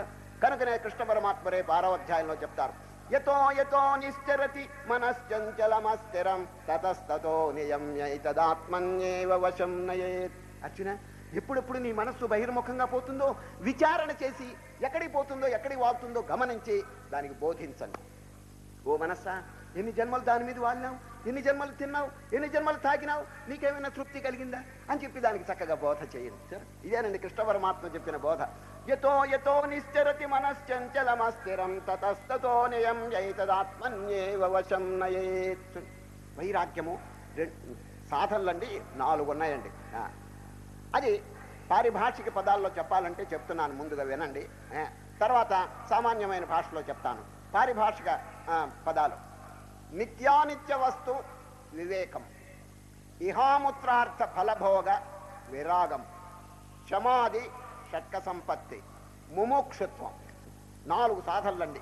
ఈ 4 సాధనలు ఎవరు చక్కగా ఆచరించుకుంటారో బ్రహ్మ విచారంలో ప్రవేశం కలుగుతుందండి. బ్రహ్మ విచారణ అందరూ చేయకూడదండి, చేసినా కూడా ఉపయోగం లేదు. ఈ సాధనల చేత హృదయం ఎప్పుడు పరిశుద్ధం అవుతుందో వారికి క్వాలిఫికేషన్ వస్తుందండి. దీని పేరే సాధన చతుష్టయ సంపత్తి. వ్యాసులు వారండి బ్రహ్మసూత్రం రాసేటప్పుడు మొట్టమొదటి సూత్రం ఏమిటి చెప్పండి? ఏంటి? అథాతో బ్రహ్మ జిజ్ఞాస. దానికి శంకరాచార్యులు వారు వ్యాఖ్యానం, అథ పిమ్మట. అథ ఆఫ్టర్ వర్డ్స్. దేని పిమ్మట? సాధన చతుష్టయ సంపత్తి ప్రాప్తి అనంతరం. సాధన చతుష్టయం బాగా ఆచరించిన తర్వాత బ్రహ్మ విచారణ చేయవయ్యా, చక్కగా మనస్సు నిలుస్తున్నారు. ఈ సాధన చతుష్టయ సంపత్తిలో వైరాగ్యం అనేది కీలక స్థానం అని. నిత్యానిత్య వస్తు వివేకం. ఈ పారిభాషిక పదాలు తీసేసి చెప్తాను సులభంగా. వివేకము, వైరాగ్యము, ఇంద్రియ నిగ్రహము, మోక్షేచ్ఛ. ఈ 4 కనుక మనం సంపాదించుకుంటే ఇంకా కరతలామలకం అయిపోతుంది. ఇంకా బ్రహ్మ విచారణ ఏమిటండి? దానంతట అదే వస్తుందండి. సరే, అథాతో బ్రహ్మ జిజ్ఞాస. ఇప్పుడు అర్జునుని కలిగింది ఏమిటంటే దీనిలో ఈ 4 వైరాగ్యం. ఈ వైరాగ్యం అనేది ఎప్పుడు కలుగుతుందో ఇక మనస్సు ఎక్కడికి పరిగెత్తుతుంది చెప్పండి? బాహ్యమంతా శూన్యము తుచ్చము అని చెప్పి అనుకున్నప్పుడు ఏమండి వెళ్తుందా చెప్పండి? చిన్న దృష్టాంతం, మన శాస్త్రంలో చెప్పిన దృష్టాంతం అండి. ఒక సముద్రపు రేవు ఉన్నదండి. ఆ రేవు దగ్గర ఒక పడవ ఉందండి. పడవ దానికి తెరచాప కట్టడానికి పెద్ద కర్ర ఉందండి. మధ్యలో పెద్ద కర్ర, పొడుగాటి కర్ర. ఎందుకంటే తెరచాప అది దాంట్లో ఒక ఇంజన్ ఉందండి, స్టీమ్ ఇంజన్. ఆ స్టీమ్ ఇంజన్ స్టార్ట్ చేశారండి. స్టార్ట్ చేస్తే పడవ మంచి వేగంతో సముద్రంలోకి వెళ్ళిపోయిందండి. వెళ్ళక పూర్వం ఒడ్డు నన్ను చూడండి, ఆ కర్ర పైన ఒక కాకి వాలిందండి. ఒక కాకి వచ్చి దాని మీద వాలింది. ఇది స్టార్ట్ అయిపోయింది, లోపలికి వెళ్ళిపోయింది. 4 మైళ్ళు వెళ్ళిందండి సముద్రంలో. అగాధమైనటువంటి సముద్రం 4 మైళ్ళు వెళ్ళిపోయింది. కాకి మాత్రం అక్కడే కూర్చుందండి. ఏది? కర్ర పైన. దానికేం తెలుసు ఇది స్టార్ట్ అయిందని? పోయింది 4 మైళ్ళు మహా సముద్రం మధ్యలోకి వెళ్ళిపోయిందండి. అప్పుడు కాకి ఎగిరిపోదామా అని అభిప్రాయం కలిగింది. ఎగిరిపోయిందండి. ఎక్కడ వాళ్తుంది? బయట అయితే ఒడ్డున ఇంటి మీదో చెట్టు మీదో ఎక్కడో అక్కడ వాళ్తుంది. కానీ మహాసముద్రపు ఒడ్డున ఎక్కడ వాళ్తుంది? కొంచెం దూరం ఎగిరి కర్ర మీద వచ్చి మళ్ళీ వాలిందండి. కర్ర ఒక్కటే శరణ్యం, ఇంకా ఏమీ లేదండి అక్కడ. చెట్టు లేదు, పుట్ట లేదు. కొంచెం ఎగరటం, మళ్ళా కర్ర మీద వచ్చి వాలటం. ఏ విధంగా ప్రతిసారి ఎగరటం, మళ్ళీ అక్కడ వాలటం. ఇది ఉపమానంగా చెప్పారండి పెద్దలు. నౌకాగ్ర కాకవత్ అన్నారు. ఓ ముముక్షులారా, మీరు ఎట్లా ఉండాలి తెలుసునా? నౌకాగ్ర కాకవత్. ఆ కర్ర పైన ఉన్నటువంటి కాకి మోస్తరు ఉండాలి. అనగా ఎక్కడైనా వాలటానికి అవకాశం లేకుండా చేసుకోండి. చూడండి, ఎప్పుడు ఈ చూడండి అన్ని వస్తువులు పంచ విషయాలు ఉన్నాయి చూడండి. శబ్ద స్పర్శ రూప రసగంధ. వీటి మీద వాళ్తుంటే ఇక మనస్సు ఆత్మ మీద ఎట్లా స్థాపన అవుతుంది? కనుక వాటి మీద వైరాగ్యం కలుగుంటే ఇది ఉపసంహరింపబడుతుంది. కాకి మోస్తారు. కాకి కర్ర మీద ఎప్పుడు వాళ్తుంది? చుట్టూ ఏమీ లేనప్పుడు. అదేవిధంగా మానవుడు కూడా తన చుట్టూ హీ మస్ట్ మేక్ వ్యాక్యూమ్. అది వ్యాక్యూమ్. ఇదంతా తుచ్చం, ఇదంతా అల్పం, ఎన్ని జన్మలో తిన్నాను, ఎన్ని జన్మలో తాగినాను, ఇది మన ఏమైనా ఉద్ధరిస్తుందా అనేటువంటి విచారం, దాని చేత వైరాగ్యం కలుగుతుందండి. సరే, వాటినే ఆశ్రయించుకుంటే ఏనాటికైనా డౌన్ ఫాల్, మానవుడు పతనం పొంది తీరాలండి. ఒక ఊళ్ళోనండి ఒక లక్షాధికారి ఉన్నాడండి. లక్షాధికారి 6 అంతస్తులు మేడ కట్టాడండి. 6 అంతస్తులు. ఎట్లా కట్టాడు తెలిసిన? మయుడు మోస్తరు నిర్మాణం జరిగిందండి. అద్భుతంగా ఉందండి. ఆ ఊళ్ళో ఎవరికి అటువంటి మేడ లేదండి. ₹1,00,000 ఖర్చు పెట్టి ఆయన ఎందుకు కట్టాడు తెలిసిన? అందరూ దీన్ని చూడటానికి రావాలనో, నన్ను స్తోత్రం చేయాలి అనేటువంటి ఉద్దేశం అండి ఆయనకి. ప్రతివారు ఆ మేడ చూడటానికి వస్తున్నారండి. పైన 6వ అంతస్తు మీద తన కాపరం అంటే ఏమిటి, తాను ఉండేటువంటి పైన 6, ఈ తక్కిన 5 అంతస్తులు అద్దెలకి రెంట్కి ఇచ్చేశాడు. బాగా లక్షలు సంపాదిస్తున్నాడని. ఆ పైన తాను ఉండేటువంటి నివాసం ఎట్లా ఉందో తెలుసునా, పాలగచ్చు, చుట్టూ అద్దాలు, అంత మోడర్న్ ఎక్విప్మెంట్ అంతా పెట్టాడండి పైన. ఎందుకంటే వాడు ఉండేది కదా, అద్దాలు గిద్దాలు అన్నీ పెట్టేశాడండి. ఎవరైనా ఆ ఊరికి పెద్ద మనుషులు వస్తే ఆహ్వానం చేస్తాడండి, అయ్యా దయచేయండి నా మేడంతా చూడండి. 6 అంతస్తులు ఎక్కిన తర్వాత పైన అండి విజిటర్స్ బుక్ అని పెట్టుకున్నాడండి, విజిటర్స్ బుక్ అని. ఏమండి ఇచ్చారు కదా, మీ అభిప్రాయం రాయండి పుస్తకంలోని ఓ బుక్ పెట్టుకున్నాడండి. అందరూ స్తోత్రం చేస్తున్నారు, ఆహా ఇటువంటి భవనం మేము ఎక్కడ చూడలేదు, అద్భుతం, వండర్ఫుల్, మయుని కూడా తిరస్కరించేట్టుగా ఉంది ఇది అని అందరూ రాస్తుంటే ఒక సాధువు గారిని భిక్షకు పిలిచాడండి. ఎవరు? లక్షాధికారి. ఒక సాధు పైన 6 అంతస్తులు ఎక్కించి పైనండి భోజనం పెట్టాడండి సాధువు గారికి. భోజనం అంతా అయిన తర్వాత ఇష్టాగోష్ఠిగా మాట్లాడుతూ, సాధువు గారు నా మేడ చూచారా? చూడటమేంటి, భలే బాగా చూచానన్నాడు. మీ అభిప్రాయం ఏంటో కొంచెం రాస్తారా పుస్తకంలో అన్నాడండి. నేను రాసేవాడిని కాదు, రాసే అలవాటు లేదు, కావాలంటే చెప్తాను నోటితో. చెప్పండి అన్నాడు. ఇటువంటి భవనం నా జీవితంలో ఎక్కడ చూడలేదు, కానీ ఒక్క విషయం తలంచుకుంటే నాకు ఏడుపు వస్తున్నది, చింతగా ఉంది అన్నాడు. ఏమిటన్నాడు? ఈ 6వ అంతస్తు మీద పైన ఎప్పుడైనా మీరు చనిపోతే మీ శవాన్ని దించటం కష్టం అన్నాడండి. ఎందుకంటే 6 అంతస్తులు దించితే వాడు తెస్తాడండి వాడు. అప్పుడు కళ్ళు తెరుచుకున్నాడండి, నారాయణ నారాయణ, నా వెంట వచ్చేది కాదే ఇది, నేను చచ్చిన తర్వాత దీని కావిలించుకుని పరలోకానికి తీసుకుపోతానా అని ఆలోచన వచ్చేసింది. అంతవరకు ఆహా వెంట రావాల్సిందే ఇదంతా అని అనుకున్నాడు. ఎంత చక్కని బోధండి ఇది. Everything should be dropped here only. ఆ విషయం తెలుసుకుంటే ఎంత వైరాగ్యం కలుగుతుంది చెప్పండి. శాశ్వతంగా మన వెంట వచ్చేటువంటిది ఏమిటి చెప్పండి? మనం చేసిన ధర్మకార్యం, మనం చేసిన పుణ్యకార్యం, మనం చేసిన శుభకార్యం, ఇది వెంట వస్తుందండి.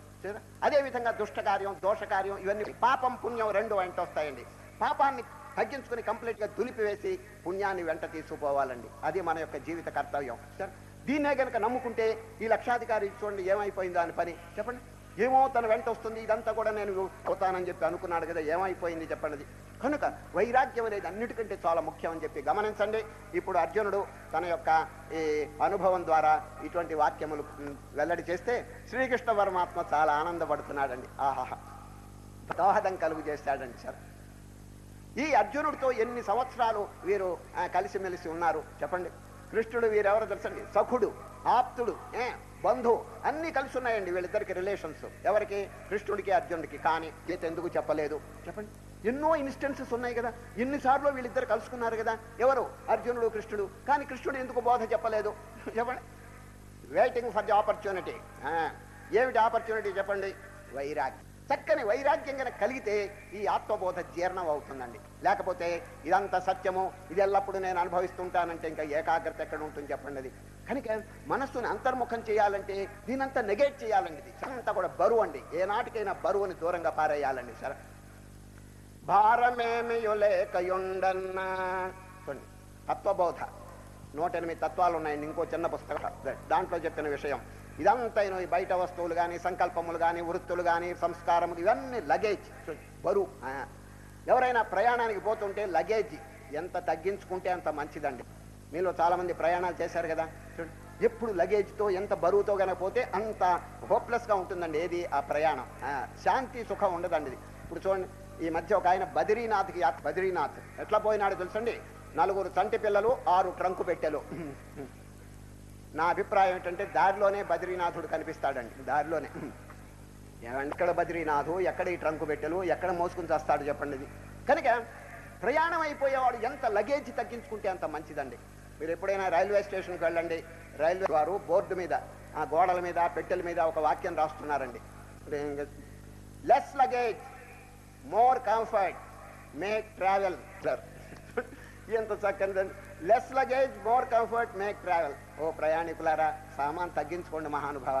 ప్రయాణం చేసేప్పుడు సామాన్, ఇప్పుడు చూడండి ప్లేన్ మీద వెళ్ళేవాడు హ్యాండ్ బ్యాగ్ తీసుకుని పోతాడని చూడండి, ఎంత తగ్గించుకుంటే అంత మంచిదండి. సరే, కనుక నిజంగా రైల్వే వాళ్ళు ఎంత వేదాంతం చదువుకున్నారో కానీ లగేజ్ అంటున్నాడండి.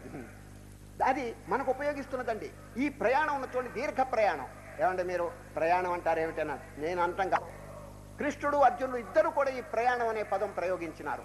అధ్యాయం 8, రేపు 8వ అధ్యాయం అక్షర పరబ్రహ్మ యోగం. చూడు, అర్జునుడు ప్రయాణ కాలే చ కథం జ్ఞేయోసి నియతాత్మభిః. కృష్ణ, ప్రయాణ కాలంలో ఎట్లా ఉండాలో చెప్పండి అని అర్జునుడి ప్రశ్న. కృష్ణుడు చూడండి, ప్రాళే మనసాచలేన భక్త్యా యుక్తో యోగ బలేన చైవ భ్రువోర్మధ్యే ప్రాణమావేశ్య సమ్యక్ సతం పరం పురుషముపైతి. ఇద్దరు ప్రయాణం అనే పదం ప్రయోగించినారు. అది చాలా ముఖ్యం అండి. ఇవి చిన్న చిన్న ప్రయాణాలు కాదండి, దీర్ఘ ప్రయాణం, పరలోక ప్రయాణం. ఈ పరలోక ప్రయాణాలు వెంటండి ఈ బరువు అయినటువంటి లగేజ్ ఉన్న చూడండి, ఏది పాపం, ఈ దుస్సంస్కారములు, దుర్వృత్తులు దాన్ని కూడా ఇక్కడ వదిలేసేయాలండి.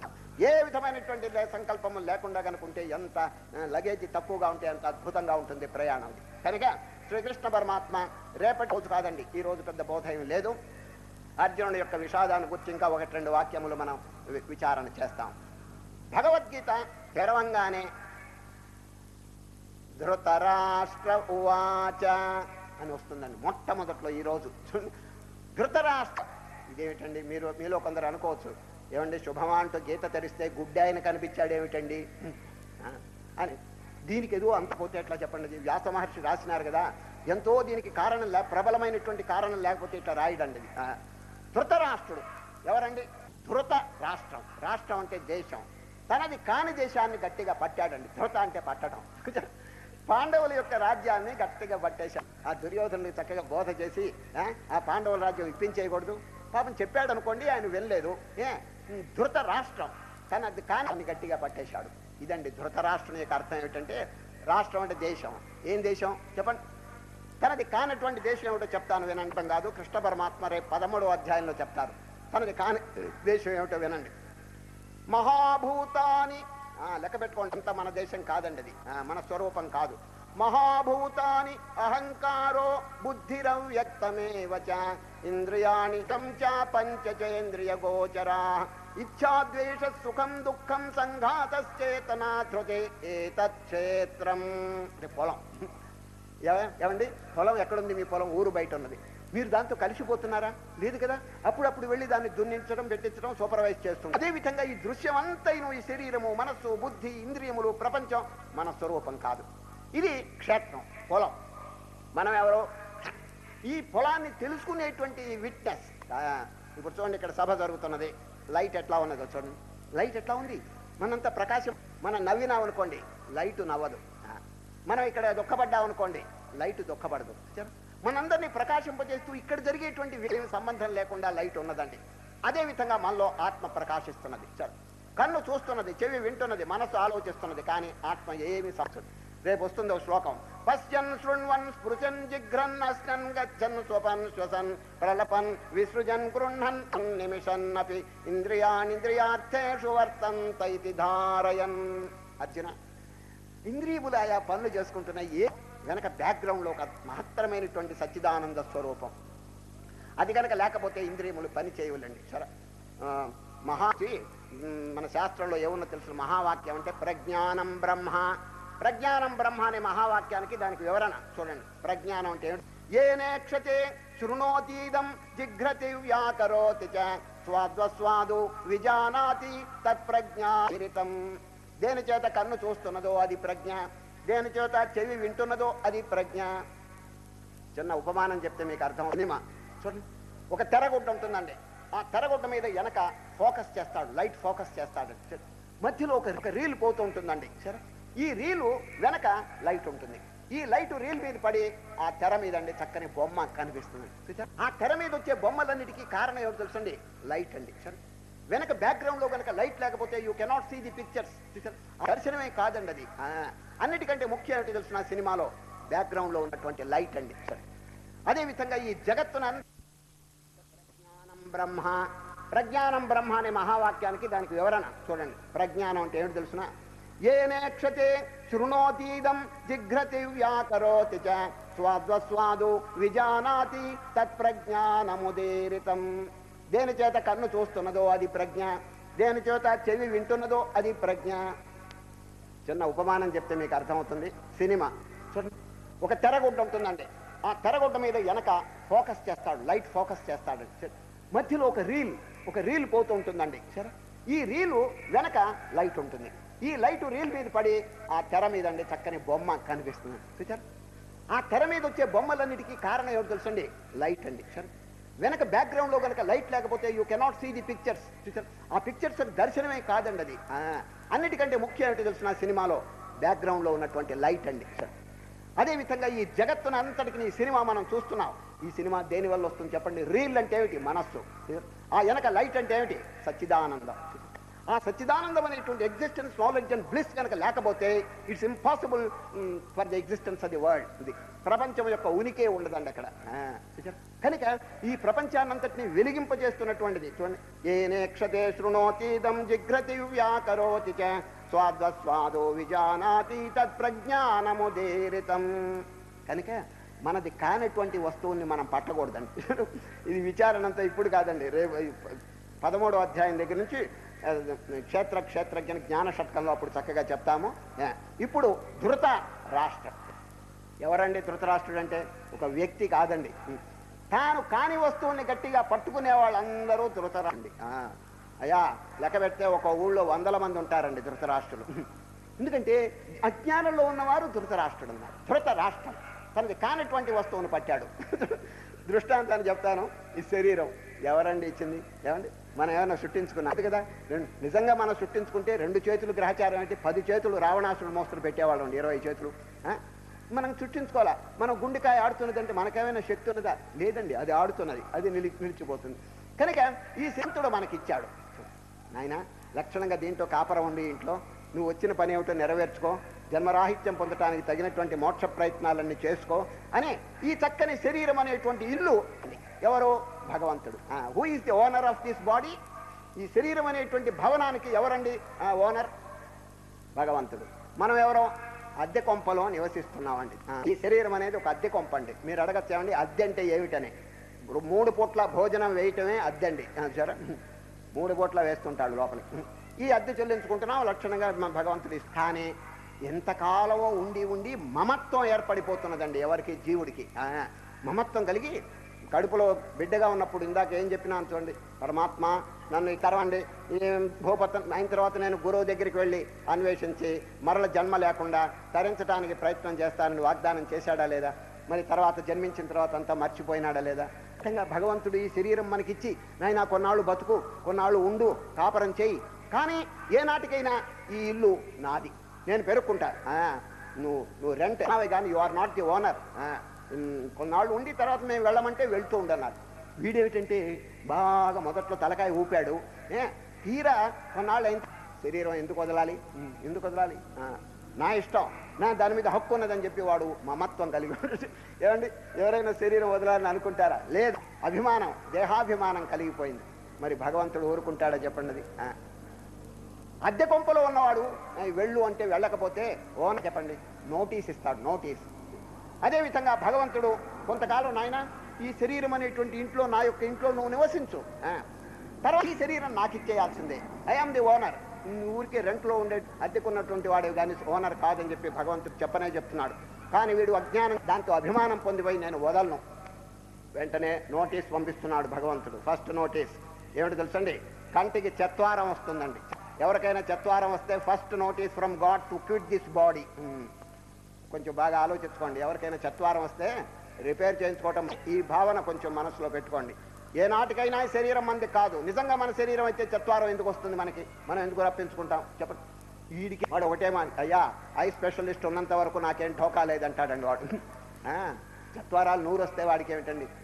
ఈ శరీరం మళ్ళా మమత్వం పెట్టుకుంటున్నాడు. మరి భగవంతుడు ఉరి ఇదేమిటి, అద్దెకున్నవాడు నాది అని చెప్పి అంటున్నాడు, ఏమిటి ఇది నాకు ఇదిగా అని సెకండ్ నోటీస్ పంపిస్తాడు. Quit my house. Second notice ఏమిటి తెలుసండి? పళ్ళు ఉడతాయండి. ఎవరికైనా పళ్ళు ఉడితే సెకండ్ నోటీస్ అండి. చూసుకుంటే ఎవరికైనా అయ్యా టైం దగ్గరకు వచ్చిందని కొంచెం అనుకుంటూ ఉండండి. ఎందుకంటే ఓనర్ గారు నోటీస్ ఇచ్చినాడు అనమాట. ఆయన ఇప్పటికైనా తెలివి తెచ్చుకో, ఇట్లయితే నువ్వు పళ్ళు ఓడగొట్టుకుంటావా చెప్పండి? ఈ శరీరం కాదు, ఈ శరీరం మీది కాదు అని చెప్పింది. వాడికి ఏమిటండి ఇటువంటి ఎన్ని చూచాడో వాడు అసలు. కానీ మమత్వం వదలలేదండి, అభిమానం వదలలేదు. ఏమంటే దేవుడు గారు 32 పళ్ళు ఓడగొట్టినా కొత్త పళ్ళు పట్టించుకోగలిసి అంటాడండి వాడు. పోయిందండి. ఇక చూచాడు ఆఖరికండి ఇంకొక నోటీస్ ఇస్తాడండి, థర్డ్ నోటీస్. ఏమిటి? జుట్టు తెల్లబడుతుందండి. ఎవరికైనా జుట్టు అప్పుడప్పుడు అద్దాలు చూసుకుంటూ ఉండండి, తెల్లబడితే third notice from God body. ఎవరికైనా వైరాగ్యం కలుగుతున్నదా? లేదండి, తెల్లబడితే ఏం పర్వాలేదు. కలకత్తాలో ఒక పౌడర్ ఉంది, అది పూసుకుంటే నల్లబడుతుంది. వాడికేమండి? కనుక ఈ విధంగా భగవంతుడు ఇచ్చినటువంటి వార్నింగ్స్ అన్ని పోగొడుతున్నాడే. ఆఖరికండి యమధర్మరాజు జప్తు చేసేయండి ఇంటిని. ఇల్లు జప్తు చేసేస్తారండి. అంటే ఏమిటి? ఆ యమధర్మరాజు పాశం వేసి ఈడ్చుకుపోతారండి. చూచారు ఎందుకు వచ్చింది? నిజంగా మన శరీరం యముడి గారు అసలు తీసుకుపోతారా చెప్పండి? మన కొంప కాదు ఇది, భగవంతుడు మనకిచ్చాడు కాబట్టి ధృత గట్టిగా పట్టేస్తున్నాడు రాష్ట్రాన్ని. అనేటువంటి రాష్ట్రం అండి ఈ శరీరం. దీన్ని కానీ ఇంకా ఇతరమైనటువంటి మనస్సు బుద్ధి ఇవన్నీ మన స్వరూపం కాదండి. వీటితో ఐక్యం కాకూడదు. కరెక్ట్గా విచారణ చేయవలే. శ్రీకృష్ణ పరమాత్మ విచారణ ఇప్పుడు కాదు, తర్వాత బోధ చేస్తారు. ధృతరాష్ట్ర మొదలు పెట్టారు. అర్థమైందండి? ఎందుకంటే గుడ్డివారిని మొదట్లో పెట్టడం ప్రపంచం అట్లాగే ఉందండి. సరే, గుడ్డిగానే ఉందండి ఇది. ఎందుకంటే ఇప్పుడు చూడండి, ప్రపంచం అంతా ఆచార విచారాలు ఎట్లా ఉన్నాయో కొంచెం బాగా ఆలోచించండి. ఏమైనా పూర్ణ జ్ఞానం ఉంది చెప్పండి? ఎందుకొరకు వచ్చినాడో, తిరిగి ఎక్కడికి వెళ్ళాలో, మన సాధన ఏమిటో, చేయవలసిన కర్తవ్యం ఎవరికైనా ఉన్నదా చెప్పండి? పరప్రాణిని హింస జాస్తి అయిపోయింది ఇప్పుడు. ఒక ప్రాణి ఇంకొక ప్రాణి తిట్టడం, కొట్టడం, ఇదంతా ఎందుకు వచ్చింది చెప్పండి? అది యూనిటీ. బ్రహ్మైన ఒకే స్వరూపం రేపు విశ్వరూపంలో చూపిస్తారండి శ్రీకృష్ణ పరమాత్మ. చూచారు? అది కనుక చూస్తే ఒక ప్రాణిని కొడతారా ఎవరైనా? ఒక ప్రాణిని తిడతారా చెప్పండి? ఒక దేశం ఇంకో దేశాన్ని కబళిస్తుందా చెప్పండి? లేదు కదా. ఇదంతా ఎందుకు వచ్చిందంటే వాడు వేరు వీడికి ఈ భిన్నత్వం వచ్చిందండి. ఆ భిన్నత్వం వల్ల వీడికి ద్వేషం కలిగిందండి. శ్రీకృష్ణ పరమాత్మ పదే పదే ఈ మాల గీతలో అప్పుడప్పుడు చెప్తుంటారండి. సరే, రేపు 7వ అధ్యాయంలో చెప్తారు ఇది. అర్జున, ఈ బ్రహ్మాండంలో నేను ఎట్లా వ్యాపించున్నానంటే మాలలో దారం. మత్తఃపరతరం నాణ్యత్ కించిదస్తి ధనంజయ మయి సర్వమిదం ప్రోతం సూత్రే. అర్జున, ఒక మాలలో దారం ఏ విధంగా వ్యాపించున్నదో బ్రహ్మాండంలో నేను వ్యాపించున్నాను. మాలలో పుష్పాలు ఎవరు చెప్పండి? పుష్పాలు ఎవరు? మీరు పుష్పాలు, వాళ్ళు పుష్పాలు, ఇంకా తక్కిన జంతువులు, దేవతలు అందరూ పుష్పాలు. దారం ఎవరు? భగవంతుడు. భగవంతుడు లేకపోతే, ఈ దారం లేకపోతే పుష్పాలు నిలుస్తాయండి. ఎంత చక్కని దృష్టాంతం చెప్పినారు గీతలో. ఈ దారం లేకపోతే పుష్పాలు నిలవు కదా. అదేవిధంగా పరమాత్మ జాతి కానీ మత్ఫ్రెండ్స్ లేకుండా దారం బ్రహ్మసూత్రంగా వెలుగుతున్నారు. ఇప్పుడు చూడండి, ఈ లైట్లు ఎన్ని రకాలుగా వెలుగుతాయి. ఇది పొడుగు లైటు, ఇంకోటి గుండు లైటు, రకరకాలుగా కలర్ బల్బ్స్ ఇవన్నీ ఉన్నాయి కదా. But what about the current? ఈ లైటు ఏమండో నేను ఎంత పొడుగ్గా ఉన్నానంటే దానికి ఏమైనా అర్థం ఉందా? ఆ కరెంట్ కాస్త పోతే ఈ పొడుగుతనం ఏమవుతుంది చెప్పండి? అదేవిధంగా గుండు లైటు, కలర్ బల్బ్స్ ఇవన్నీ రకరకాలుగా ఉన్న కరెంటు వలే భగవంతుడు వ్యాపించున్నాడు. ఆవులు, అనేక రకాలుగా ఆవులు ఉన్నాయండి. పాలు చెప్పండి. గవాం అనేక వర్ణానాం క్షీరస్యాప్యేక వర్ణత క్షీరవత్ పశ్యతే జ్ఞానినస్తు గవాం యథా. శాస్త్రంలో చక్కని ప్రమాణం నాయన. ప్రాణులందరూ ఆవులు, భగవంతుడు పాలవలే ఉన్నాడు. దాంట్లో యూనిఫార్మ్, దాంట్లో భేదం లేదండి. అది ఒక జాతికి ఒక దేవుడు కాదు, ఇది అందరూ ఒకటి. God is one. చూసారా? గాడ్ అంటే ఎవరు అసలు? సత్ చిత్త ఆనందం, ఎగ్జిస్టెన్స్, నాలెడ్జ్ అండ్ బ్లిస్. దీంట్లో ఉందండి ఇది. ఇప్పుడు ఎగ్జిస్టెన్స్ అంటే ఉనికి. దేవుడి కంటే వేరుగా ఏదైనా కనుక ఉంటే anything out side this existence it is non existence. దానికి ఉనికి లేదనమాట. అది కనుక విచారణ చేస్తే ఒకటే వస్తువు అన్నది. కనుక ఆ వస్తువుని కనుక చక్కగా తెలుసుకుంటే ఇంకా భిన్నత్వం ఎక్కడుంది చెప్పండి? ఒకరి మీద ఒకరికి ద్వేషం పడినది, అంతా ఒకే స్వరూపం అన్నది. కనుక ధృత రాష్ట్రత్వం పనికి రాదండి. మనం కాని ఊరికే ఇది ఎల్లప్పుడూ నేనే ఈ స్వరూపం అని చెప్పి అనుకోవటానికి లేదు. ఈ శరీరం కానీ మనస్సు కానీ ఏనాటికైనా వదిలేయాల్సి వస్తుంది. మన స్వరూపం ఏమిటో తెలుసండి? రాత్రి నిద్రలో చూడండి, రాత్రి నిద్రలో అన్నీ వదిలిపెట్టేస్తున్నారు. మన స్వరూపంలో మనం ఉన్నాం. అయితే స్థితి కాదు, ఇది గొప్ప కాదు. అది ఆరోగ్యం కోసమే కానీ మోక్షం కోసం కాదండి. మేలుకుని ఆ స్వరూపాన్ని మనం తెప్పించుకోవాలి. రాత్రి డీప్ కాన్షియస్నెస్, అన్కాన్షియస్ స్థితిలో ఏ విధంగా మనస్సు లైవ్ అయిపోయిందో మేలుకుని మనస్సునండి, అది మనం చేయవలసినటువంటి పని. కనుక ఈ ధృతరాష్ట్రత్వం పనికి రాదండి. గట్టిగా పట్టడం అనేది మంచిది కాదు. మనం కాని వస్తక్యం కలిగి మన యొక్క నిజస్వరూపం మీద మనస్సు నిలబెట్టాలండి. ఏం చెప్పినాడు చూడండి. మొట్టమొదట ఈ వారు సంజయుని పిలిచారండి. సంజయుని పిలిచి, సంజయ యుద్ధంలో ఏమేం జరిగిందో కొంచెం చెప్పవయ్యా మహానుభావ. ఈ సంజయునికి ఎట్లా తెలుసని మీరు అడగచ్చు. వ్యాస మహర్షి యొక్క అనుగ్రహం చేత టెలివిజన్ కెపాసిటీ అండి వారికి. యుద్ధంలో జరిగేదంతా చక్కగా తెలుసుకుంటున్నాడు ఇంటి దగ్గర కూర్చుని. ఎవరి వల్ల? వారి యొక్క అనుగ్రహం వల్ల. చూడండి, చివరికండి ఈ వాక్యం చెప్పేశారు. వ్యాస ప్రసాదాశ్రుతవానే తద్గుహ్పరం యోగం యోగేశ్వరాత్ కృష్ణాత్ సాక్షాత్ కథయత స్వయం. ఓ ధృతరాష్ట్ర, ఆ వ్యాస మహర్షి యొక్క అనుగ్రహం చేత నేను ఎటువంటి శక్తిని సంపాదించినాను. ఇక్కడ ఉండే నేను విశ్వరూపాన్ని చూచాను, ఇక్కడ ఉంటా నేను వినగలిగాను. చూడండి, కనుక సంజయులు వారిని అడుగుతున్నారు, ఎవరు ధృతరాష్ట్రుడు, నాయన యుద్ధం జరిగిందో కొంచెం చెప్పవయ్యారు. అడగటం చూడండి ఎంత అద్భుతంగా ఉందో. ధర్మక్షేత్రే క్షేత్రే, ఆ ధర్మ అనేటువంటి పదం కొంచెం అండర్లైన్ చేయండి సార్. భగవద్గీత ఎట్లా ధర్మ అనేటువంటి శబ్దంతో ప్రారంభమైందండి సార్. ఇది మంగళాచరణం. వ్యాస మహర్షి ఎంతో పదం ఉపయోగించారండి. భగవద్గీత మొత్తం సారం ఏమిటి చెప్పండి. భగవద్గీత 700 శ్లోకాలు. What is the essence? ధర్మ అనేటువంటి పదమే. ఈ ధర్మం ఒక్కటి కనుక మనం ఆచరించుకుంటే గీత అంతా మనం అనుభూతం చేసుకున్నట్టే లెక్కండి. అది భగవద్గీత అసలు అవతారం ఎందుకు వచ్చింది, కృష్ణుడు గారు ఎందుకు జన్మించారు చెప్పండి. రేపు 7వ అధ్యాయం తెరవండి.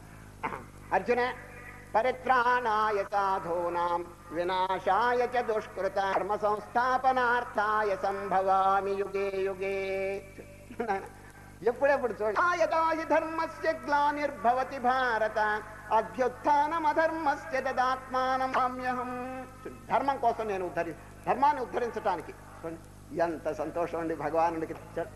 మరి అటువంటి ధర్మాన్ని మనం ధిక్కరిస్తే భగవంతుడికి ఏమండి ఎంత మనసు ఆయాసంగా ఉంటుందో మీరు యోచన చేయండి. మనం కనుక ధర్మం ఆచరిస్తే కృష్ణ పరమాత్మను సేవ చేసినట్టేనండి. ఎందుకంటే ధర్మో రక్ష, విశ్వ హిందూ పరిషత్ వారి యొక్క మంత్రం అండి. ధర్మో రక్షతి రక్షిత. ధర్మం అని కాదంటే అధర్మం చేస్తే దేవుడు మాత్రం ఏం చేయగలడు? విశ్వ శాసనంలోనండి కొన్ని చక్కని నియమాలు ఉన్నాయండి. సరే, ధర్మాన్ని ధిక్కరించినారా యు మస్ట్ సఫర్. 3 శాసనములు ఉన్నాయి. ఈ రోజు అధ్యాయం కాబట్టి అందరూ వినండి. ఈ యూనివర్సల్ గవర్నమెంట్ విశ్వ ప్రభుత్వంలో 3 శాసనములండి. నేను జాగ్రత్త జ్ఞాపకం పెట్టుకోవాలి. పాపము చేత దుఃఖం మొదటి శాసనం. పాపము చేత దుఃఖం 2. పుణ్యము చేత సుఖం 3. జ్ఞానము చేత మోక్షం శాసనం. దీన్ని ఎవరైనా ధిక్కరించడానికి లేదండి. దీనికి అనుగుణ్యంగానే జరుగుతుందండి. ఎవరైనా కనుక ఎటువంటి గొప్పవాడైనా హీ మస్ట్ ఫాల్ డౌన్, అంటే దుఃఖం అనుభవించాల్సిందే. ఈనాడు 1000 మంది గుడ్డి వాళ్ళు ఉన్నారు. మనకేదో భగవంతుడు నేత్రాలు ఇచ్చాడు. ఈ డిఫరెన్స్ ఎందుకు వచ్చింది చెప్పండి? Is God partial? దేవునికి పక్షపాతం ఉంది? అందరు ఇంపార్షల్, అందరి మీద సమభావన ఉంది. చూడండి, సమోహం సర్వభూతేషు నమే ద్వే ప్రియ. గీతలో చెప్తారు, అర్జున నాకు అన్ని ప్రాణుల మీద సమభావన ఉంది. మరి వాడు గుడ్డాడు, అక్కడ పందిగా పుట్టిందే ఒక ప్రాణి, ఇంకొకటి చీమగా పుట్టిందే. కారణం ఏంటి చెప్పండి? వారు చేసుకున్నటువంటి ఆ కర్మ ప్రకారం ఈ కర్మదేవతలు డివైడ్ చేస్తుంటారు, అంతే, ఇంకేం లేదండి. అది ఏనాడైనా ఒకడు దొంగడు హీనమైనటువంటి జన్మలో పుడతాడని. ఈ విధంగా కర్మ సిద్ధాంతం తప్ప ఇంకేమీ లేదండి. ఇది భగవంతునికి అందరి మీద కనుక మనం ఉద్ధరించేది ఏమిటి చెప్పండి? మన ధర్మం. కనుకనే ఈ భగవద్గీత అనే అమూల్య గ్రంథము ఎట్లా ప్రారంభమైందంటే ధర్మక్షేత్రే కురుక్షేత్రే. ధర్మం. ఎవరికైనా సందేహం వస్తే what is the essence of Bhagavad Gita అనేటువంటి ప్రశ్న కనుక వస్తే ఆ గీత యొక్క సారం అంతా మొత్తం చాలండి. ధర్మం అది మన జీవితం కనుక ధర్మమయంగా పెట్టుకుంటే ఇంకా అదే చాలండి. అది ధిక్కరిస్తే దేవుడు ఏం చేయగలడు చెప్పండి? ఆనాడు ద్రౌపదీదేవి అండి కౌరవ సభలో ఇప్పుడు జుట్టు పట్టుకుని సభలోకి తీసుకొచ్చాడండి. మీకు తెలుసు కదా కథ అంతా. ఎవరండి ఆయన పేరు ఏమిటి చెప్పండి? అతడు దుశ్శాసనుడు. దుశ్శాసనుడు ద్రౌపది యొక్క జుట్టు పట్టుకుని కౌరవ సభలోకి తీసుకొచ్చాడండి. తీసుకొచ్చాడు. అందరూ పెద్దవాళ్ళు ఉన్నారండి. ఇది పంచపాండవులు అక్కడే ఉన్నారు, భీష్ముడు అక్కడే ఉన్నారు. కానీ అందరూ ఉన్నారండి. ఎవరు కాపాడేది? ఈ అమ్మగారు దిక్కులేని వారికి దేవుడే దిక్కని ఒకసారి ప్రార్థనండి. ఎవరిని? కృష్ణ పరమ. కృష్ణ పాహిమాం పాహిమాం. వెంటనే కృష్ణుడు సహాయం అందివ్వలేదు. డిపార్ట్మెంట్తో మాట్లాడుతున్నాడండి. ఏది? యూనివర్సల్ డిపార్ట్మెంట్తో. కర్మ సంబంధమైన పెద్ద డిపార్ట్మెంట్ ఉందండి. కర్మదేవతలు వీళ్ళు వారి head of the superintendent office ఉన్నాను మాట్లాడుతున్నారు. ఎవరు? కృష్ణుడు గారు. అయ్యా సూపరింటెండెంట్ గారు, కర్మ డిపార్ట్మెంట్ సూపరింటెండెంట్ గారు, ద్రౌపదీదేవి జన్మలో కానీ పూర్వజన్మలో కానీ ఏదైనా పుణ్యం చేసిందా, ధర్మం చేసిందా చూడండి అన్నాడండి. చూడండి, ఈ చీరలు ఈ సహాయం వెంటనే అందివ్వలేదండి. ముందు డిపార్ట్మెంట్తో మాట్లాడుతున్నాడు. కర్మదేవతలు తిరగదీశారండి ఈ ద్రౌపది యొక్క చరిత్ర అంతా. పూర్వజన్మలో ఒక చిన్న గుడ్డ పీలిక గారికి దానం చేసిందండి. అది రికార్డ్ అయ్యిందండి. ఎక్కడ? ఆమె యొక్క చరిత్రలో. వాళ్ళు రిప్లై చేసినారు, ఏవో కృష్ణ పరమాత్మ పూర్వజన్మలో ద్రౌపదీదేవి ఒక సాధువు గారికి ఒక చిన్న గుడ్డ పీలి చేసింది. చాలు. చూడు, కృష్ణుడు చాలా ఆనందపడ్డాడు. సఫిషియెంట్, చాలు. ఆ చిన్న అక్షయమైపోవుగాక అనేసాడు. అదే తండోపతండంగా చీరులుగా వచ్చి ఈ అమ్మగారు అండి. నిజంగా ఆనాడు కనుక ద్రౌపదీదేవి ఆ చిన్న గుడ్డ పీలికి దానం చెయ్యకపోతే ఈనాడు పాహిమాం అంటే కృష్ణుడు ఏమనేవారు? I am sorry అనేవారండి. అంతే.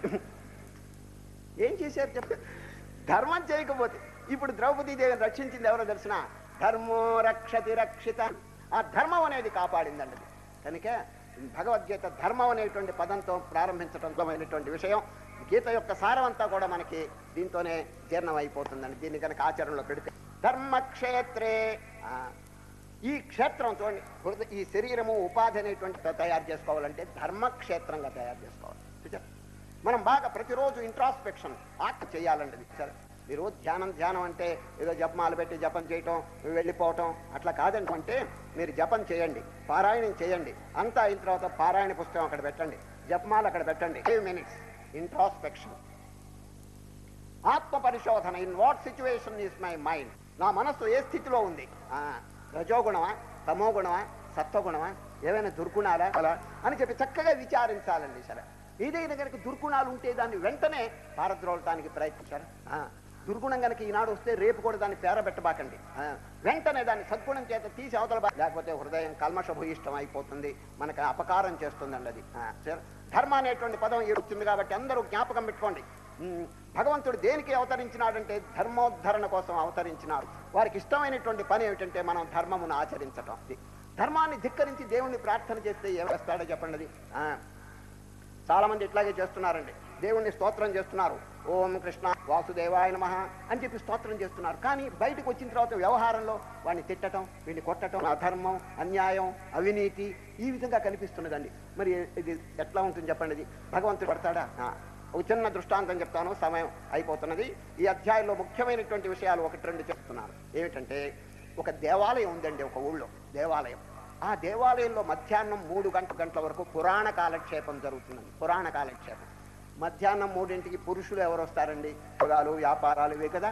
పురుషులు ఎవ్వరూ రావటం లేదండి పురాణానికి. స్త్రీలు ఉదయం పూట వంటంతా పోతుంటారు. స్త్రీలు 100 మంది పురాణానికి వస్తున్నారండి, ఆడవాళ్ళు. ఆనాడు పురాణంలో సబ్జెక్ట్ ఏమిటి తెలుసండి? పతిభక్తి అనే విషయాన్ని గురించి పౌరాణికుడు చక్కగా ఆడవాళ్ళందరికీ బోధ చేసి అంతా పూర్తయిన తర్వాత శాంతి అని చెప్తే ఆడవాళ్ళు వెళ్ళిపోతుంటే, అమ్మలారా ఉండండి, ఈరోజు మీకు అనుకూలమైన సబ్జెక్ట్ పతిభక్తి. పతి అంటే భర్త, భర్త మీద భక్తి కలిగి ఉండండి, ఇది మంచి సిద్ధాంతం, మీకు పుణ్యం అని చెప్తే అట్లాగేనన్నారు. నేను నమ్మను, మీరు మర్చిపోతారేమో మళ్ళీ పతిభక్తి అనే సిద్ధాంతం. మీకు ఉండాలంటే ఒక ఉపాయం చెప్తాను. రేపు పొద్దున అందరూ స్నానం అయిన తర్వాత మీరు ఏం చేస్తారో తెలుసిన, జపమాల తీసుకుని భక్తి పతిభక్తి పతిభక్తి అని జపం చేయండి, బాగా జ్ఞాపకం ఉంటుంది అని పౌరాణికుడు చెప్తే తలకాయలు ఊపినారండి. వెళ్ళిపోతే ఇంట్లో ఒక అమ్మగారు, భర్త గారండి ఉద్యోగం 8 గంటలకి రోజు వస్తాడు.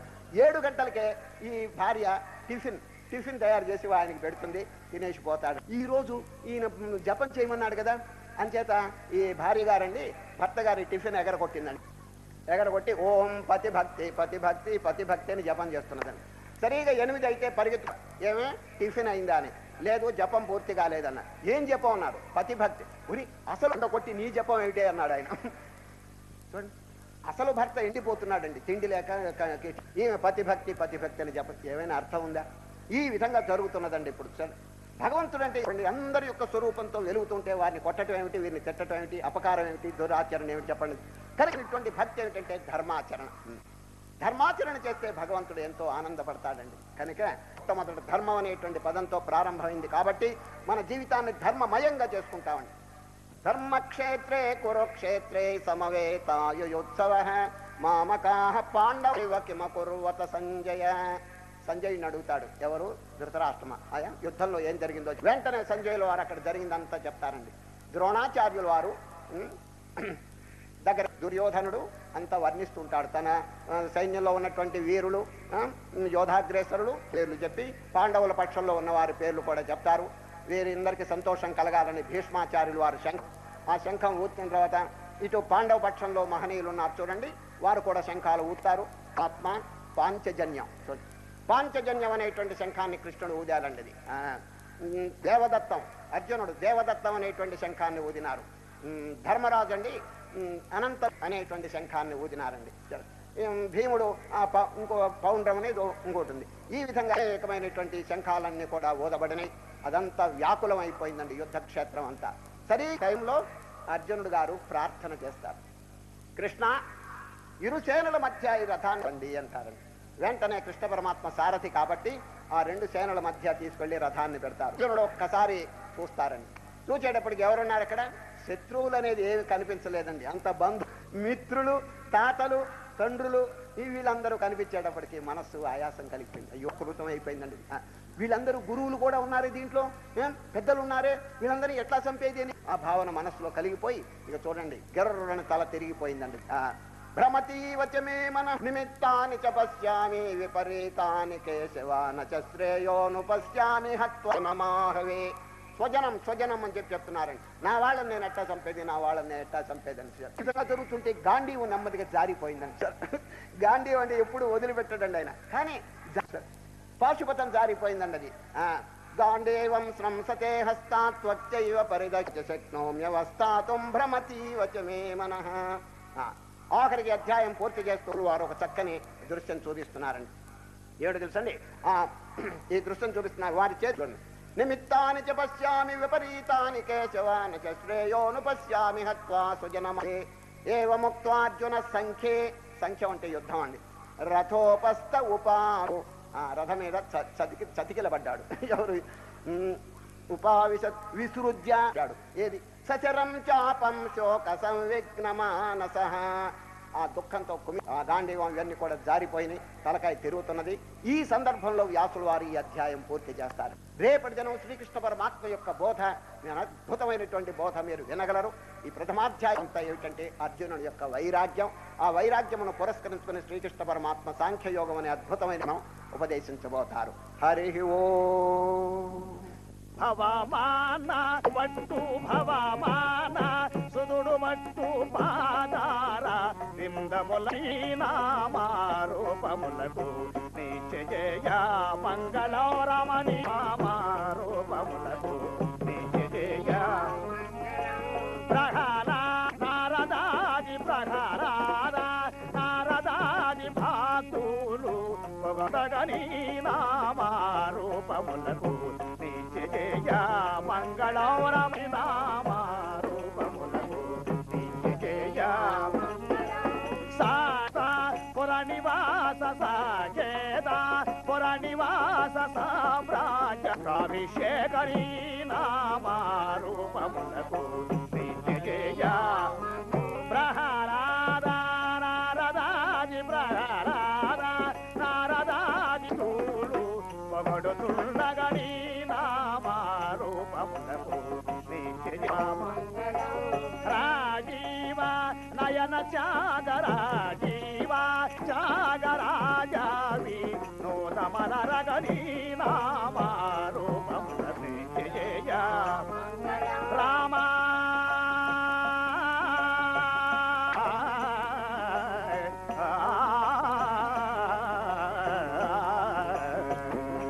శ్రీమద్రమారమణ